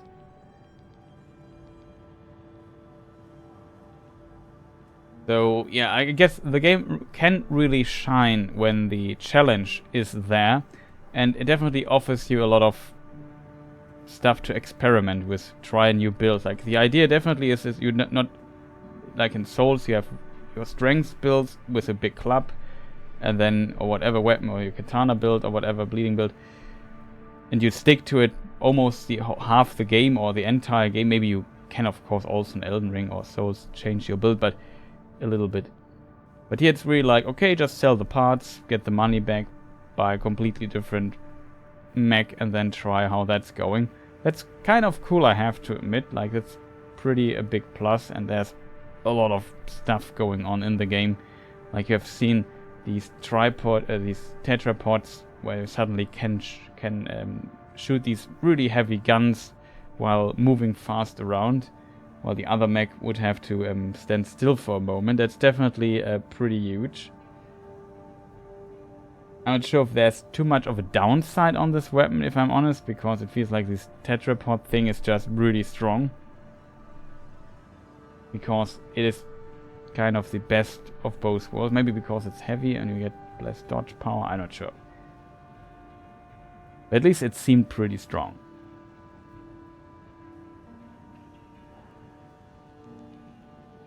And besides that, I mean, just think, is there anything else I noticed? I don't know. Game runs pretty smooth, I have to tell, but on the other side, it doesn't look bad, but it doesn't look Cyberpunk impressive. So it's kind of to be expected that it runs decently, at least on my machine. I hope there are no people having trouble with it performance-wise. But it seems on a normal level, kind of. Though, in theory, I should be able to hit higher frame rate even on 4K with this, but I don't know, I haven't tried it too much. I definitely know there will be some bosses where you literally could be stuck for an hour or 2 or 3 or more. So, looking forward to that. I have to admit, my interest, like, the game is a slow burner. It takes some time, like the tutorial sections and parts. It's maybe, if you are fast, half an hour to an hour of playtime. And after that, or maybe after the first 2 hours are kind of boring, then the game suddenly picks up a bit of steam. That's my impression so far of it. And I can kind of understand that people might like this a little bit more, in a way. Then my initial impression was really negative, I have to say. Like, that was a bit tough, but I feel like it definitely gets going after a moment or two and then becomes more interesting. I feel, though, and that is definitely something that can be criticized. Why has the first two, I don't know, how the first, let's say 5 missions or whatever, be so bad and uninteresting, uninspired, boring in a way? It would be better, in my opinion, if the missions were just more interesting from the get-go. But yeah, it's kind of what sums it up. I still have to fight one of these really tough bosses, though, to really get the impression of how is the difficulty then in the game, because it seems like this game will have some pretty big difficulty spikes. I watched a bit of the stream of Distortion 2. He fought some, I don't know, later game boss, and he was struggling quite a bit. Didn't see how he beat him, but just was wondering, okay, it seems to be kind of tough. Not sure if that was like an offline boss or something like an optional difficult boss like Melania in Elden Ring or whatever. We have to find out, I guess. But yeah, so far I have to say my impression just got much more positive from playing today. Especially seeing now the build variety, what other creative weapons are in the game. They all kind of feel very different approaches, different builds and so on. I could imagine that there might be a couple of builds that will crystallize as being very strong compared to others. But I can definitely see to basically customize your mech for certain missions and problems that you have. And that is kind of cool. This strategic element that comes into the more difficult missions with, okay, I just change my mech here and do change the parts out and build a design that kind of helps me tackling this mission a bit further. I might be very bad at this, to be honest, because I'm kind of a stubborn person who tries to play through, I don't know, Elden Ring or whatever. On level 1, I did actually not even try, I did. And I even played the bleeding build against enemies that couldn't bleed, and it was absolutely devastating and frustrating, but I pulled through that, even though I complained a lot. So in that way, consistently adjusting a build is kind of not my style, if that makes sense. That's one of the reasons why I think this game is maybe not fully for me. But I have to admit, I enjoyed it today a lot more than last time. Like, my first impression was, okay, I might have gone to refund this. I'm not sure, but I knew it was just, like, I read already in reviews and so on, the beginning is kind of terrible. So, it's really strange. I'm not sure why they just don't make the game good from the start. Would have been, in my opinion, easy. No, not easy, it's maybe too much, but they could have definitely improved these missions a little bit. On top of that, you have the story. It's mostly, there's some cutscenes in the game as far as I'm aware. We've seen one at the beginning and here and there, but mostly today was the weird supply crate landing wherever it flew into this closed hall. But yeah, so there are some smaller cutscenes in game and some render cutscenes. I think we've also seen some stuff in the trailer. Part of that was already we have seen the game already at the beginning.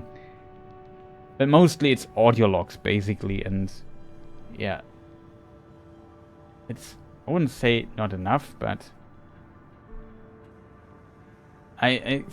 story-wise I still struggle a bit getting into it. Though the game does a decent job at you understanding the world, and you have these characters with different agendas and characterizing those just with a few lines they have. So that kind of works, but so far I'm not too deep into the lore or the story or interested in that. It's just nice to have, but definitely potentially not the main reason why you play Armored Core. I assume it's more about making these crazy builds and stuff like that. There's also multiplayer in this game. There's like PvP online stuff with 1v1 and I think 2v2s, 3v3, or I'm not even sure if 2v2 exists. Maybe it's just 1v1 and 3v3, I don't know. I think I haven't even unlocked this part. But yeah, the possibility of that is also there. And the most interesting part of the game, I assume, are difficult missions, difficult bosses that might appear here and there in the game, then finding a good build and solution to overcome those difficult challenges in the game. So far the bosses were pretty manageable, I have to say, but as said, we're not that far into the missions yet, and we will maybe see next time how tough it will get. So yeah, as said, today definitely more, my perception is more positive. As said, at the beginning was just really terrible. Like, it was like, okay, if I would just stop the game right here, it would be like, I don't know. The problem is always with FromSoft games, and if you look more objectively kind of at the thing, you notice that the controls are really good. Like, the mechs control really well, except for the camera can be quite annoying, or get used to it kind of. But I even saw some other players sometimes losing lock on the enemy and getting frustrated finding the enemy and then just got one-shotted or so. But yeah, it can be tough, but it controls great, and there seems to be, if you look at the stats screen, you can just look at this, all the numbers you see. There is definitely complexity going on, like in the background, but yeah, at the beginning you don't need it. It's a bit unfortunate. It would be great to have these tutorial missions, which kind of make a good job telling you how the basic mechanics of the game work. Problem is kind of a bit that would be like in a classic mission approach. It would maybe be cooler if you slowly learn this during the missions, kind of. At least some parts of it, and then have the missions basically increase or be at least a challenge. And then, you know, the mission design is really strange in this game, I have to admit. Like, it's okay, this mission was, I could have done it, I don't know, literally with one hand on my controller I could have completed this mission because it's so easy. And then there are these missions where you just get completely destroyed. So there are weird difficulty spikes in this game. It's not... If you have a mission, there's a tough boss at the end, it's kind of cool. Checkpoints seem also be mostly kind of fair. But yeah, it would be great if the mission itself would also be good. And there's some missions where you don't have a boss and it's just boring as hell, and yeah, that's kind of a problem. I'm curious how the pacing, let's call, or the difficulty, or the degree of challenge the game brings in the average mission is handled throughout the game. Like, that might be one of the most interesting things. Will the density of more interesting missions increase, or is it just, okay, 3 boring missions, 1 awesome mission? You know, like what I mean? And that kind of still would make a great game and give you a good time, I think. But wouldn't it be great if all the missions were great? You know what I mean? It's just kind of weird, in a weird spot in that regard. But yeah, enough talking, chat. I'm really tired. I want to go to bed now. So I would say I thank you all people here in chat for watching.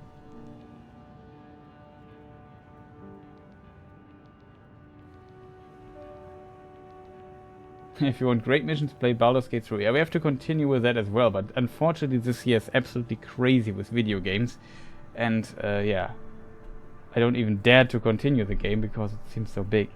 But thanks for the stream. I'm heading for vacation tomorrow. So, Bibzuda, I wish you a great vacation. You will be away for 1.5 weeks or so. Oh, that will be lonely here in chat without you, I have to admit. But have a good time, man. Enjoy it.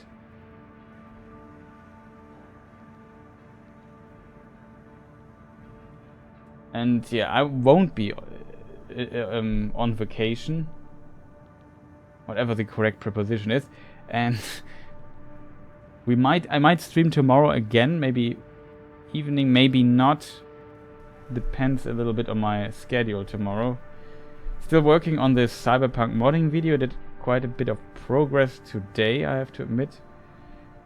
I might consider making it multiple parts.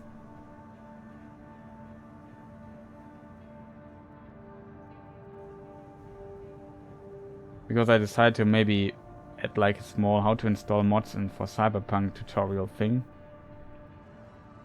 And then make an actual showcase after that or so. Split it maybe in 2 parts or so. We will you will see how it turns out at the end. Maybe I put it everything in one video, I'm not sure yet.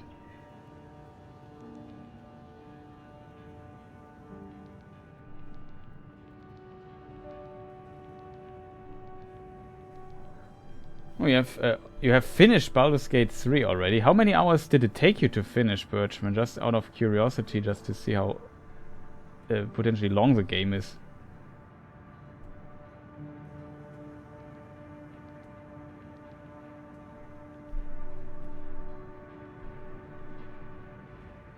But yeah, I still haven't even finished Zelda Tears of the Kingdom. That I have to finish. We still have the speed run for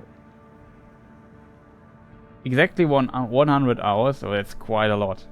I assume though you could have easily have spent more time on that, or am I completely wrong in that direction? Like, expected it to be... Oh, you skipped a part. Okay, yeah, it sounds like there might be more stuff than that. And I guess it might be due to the nature of the game. Oh, it's not including loading times, okay. But due to the nature of the game, the second playthrough or so can also be quite interesting. So I only have 5 hours or so in Baldur's Gate 3. Haven't played much recently, unfortunately. The next game, they definitely will invest a lot of time in yeah, Starfield we have to look. Still a bit skeptical when it comes to Starfield. It's a Cyberpunk expansion, of course.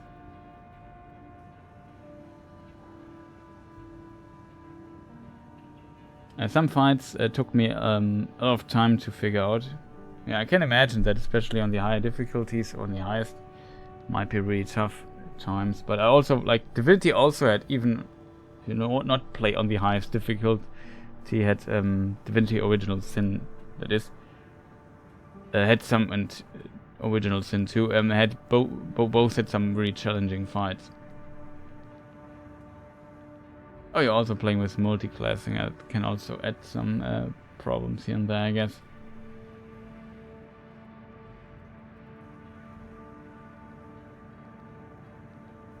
But yeah, you can of course have different outcomes to quests and so on. So I can definitely see how Baldur's Gate 3 might have a lot of replayability for a lot of people.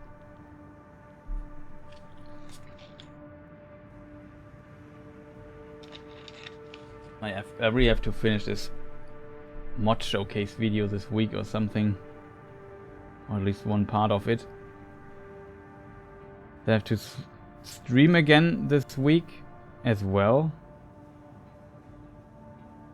on YouTube of course,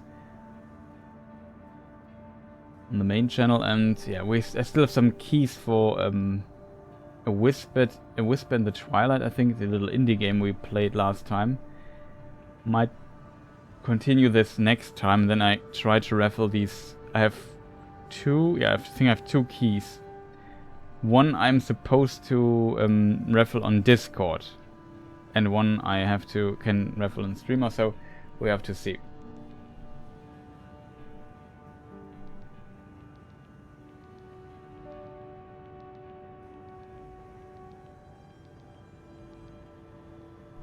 I played on normal, and up to third act went straight Warlock, but there's considerable difficulty increase in Act 3. Okay, good to know. So Act 3 seems to be like, here the game suddenly becomes more difficult.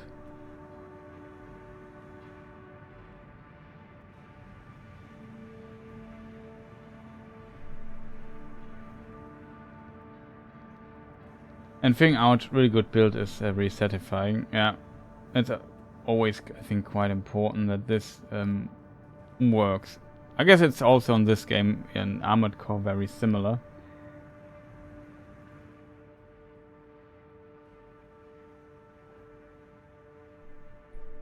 When you just find a build and suddenly things become easier because you made the right changes to your build and mech and so on. Also, just for completeness sake, you can also change, basically, in case you haven't seen it, you can change like the color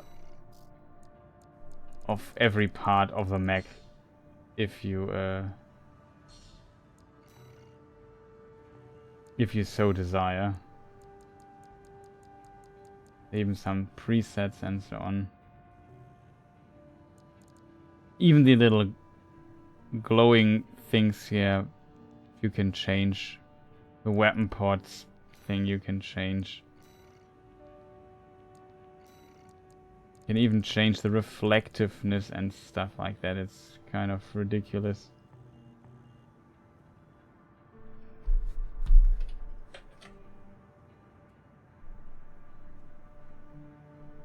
So yeah, it is absolutely insane, modification wise, what you can do in this game. Pretty nice.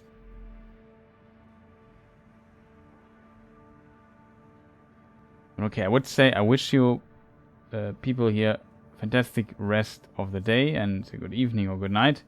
If you watch this on YouTube, you know the drill by now. Maybe press a like button, maybe check the games channel, maybe you know, do all kinds of other things here that you can do. Follow me on whatever platform you want and subscribe, and yeah, you know the buttons if you're interested in this content. I guess Virtual and Bibsuda are already. I started a second playthrough on Tactician, and the first act doesn't seem hard at all, so I guess it's also due to knowing the mechanics. Yeah, that might be it. So yeah, good night, and I am out for now. So see you people next time, and goodbye.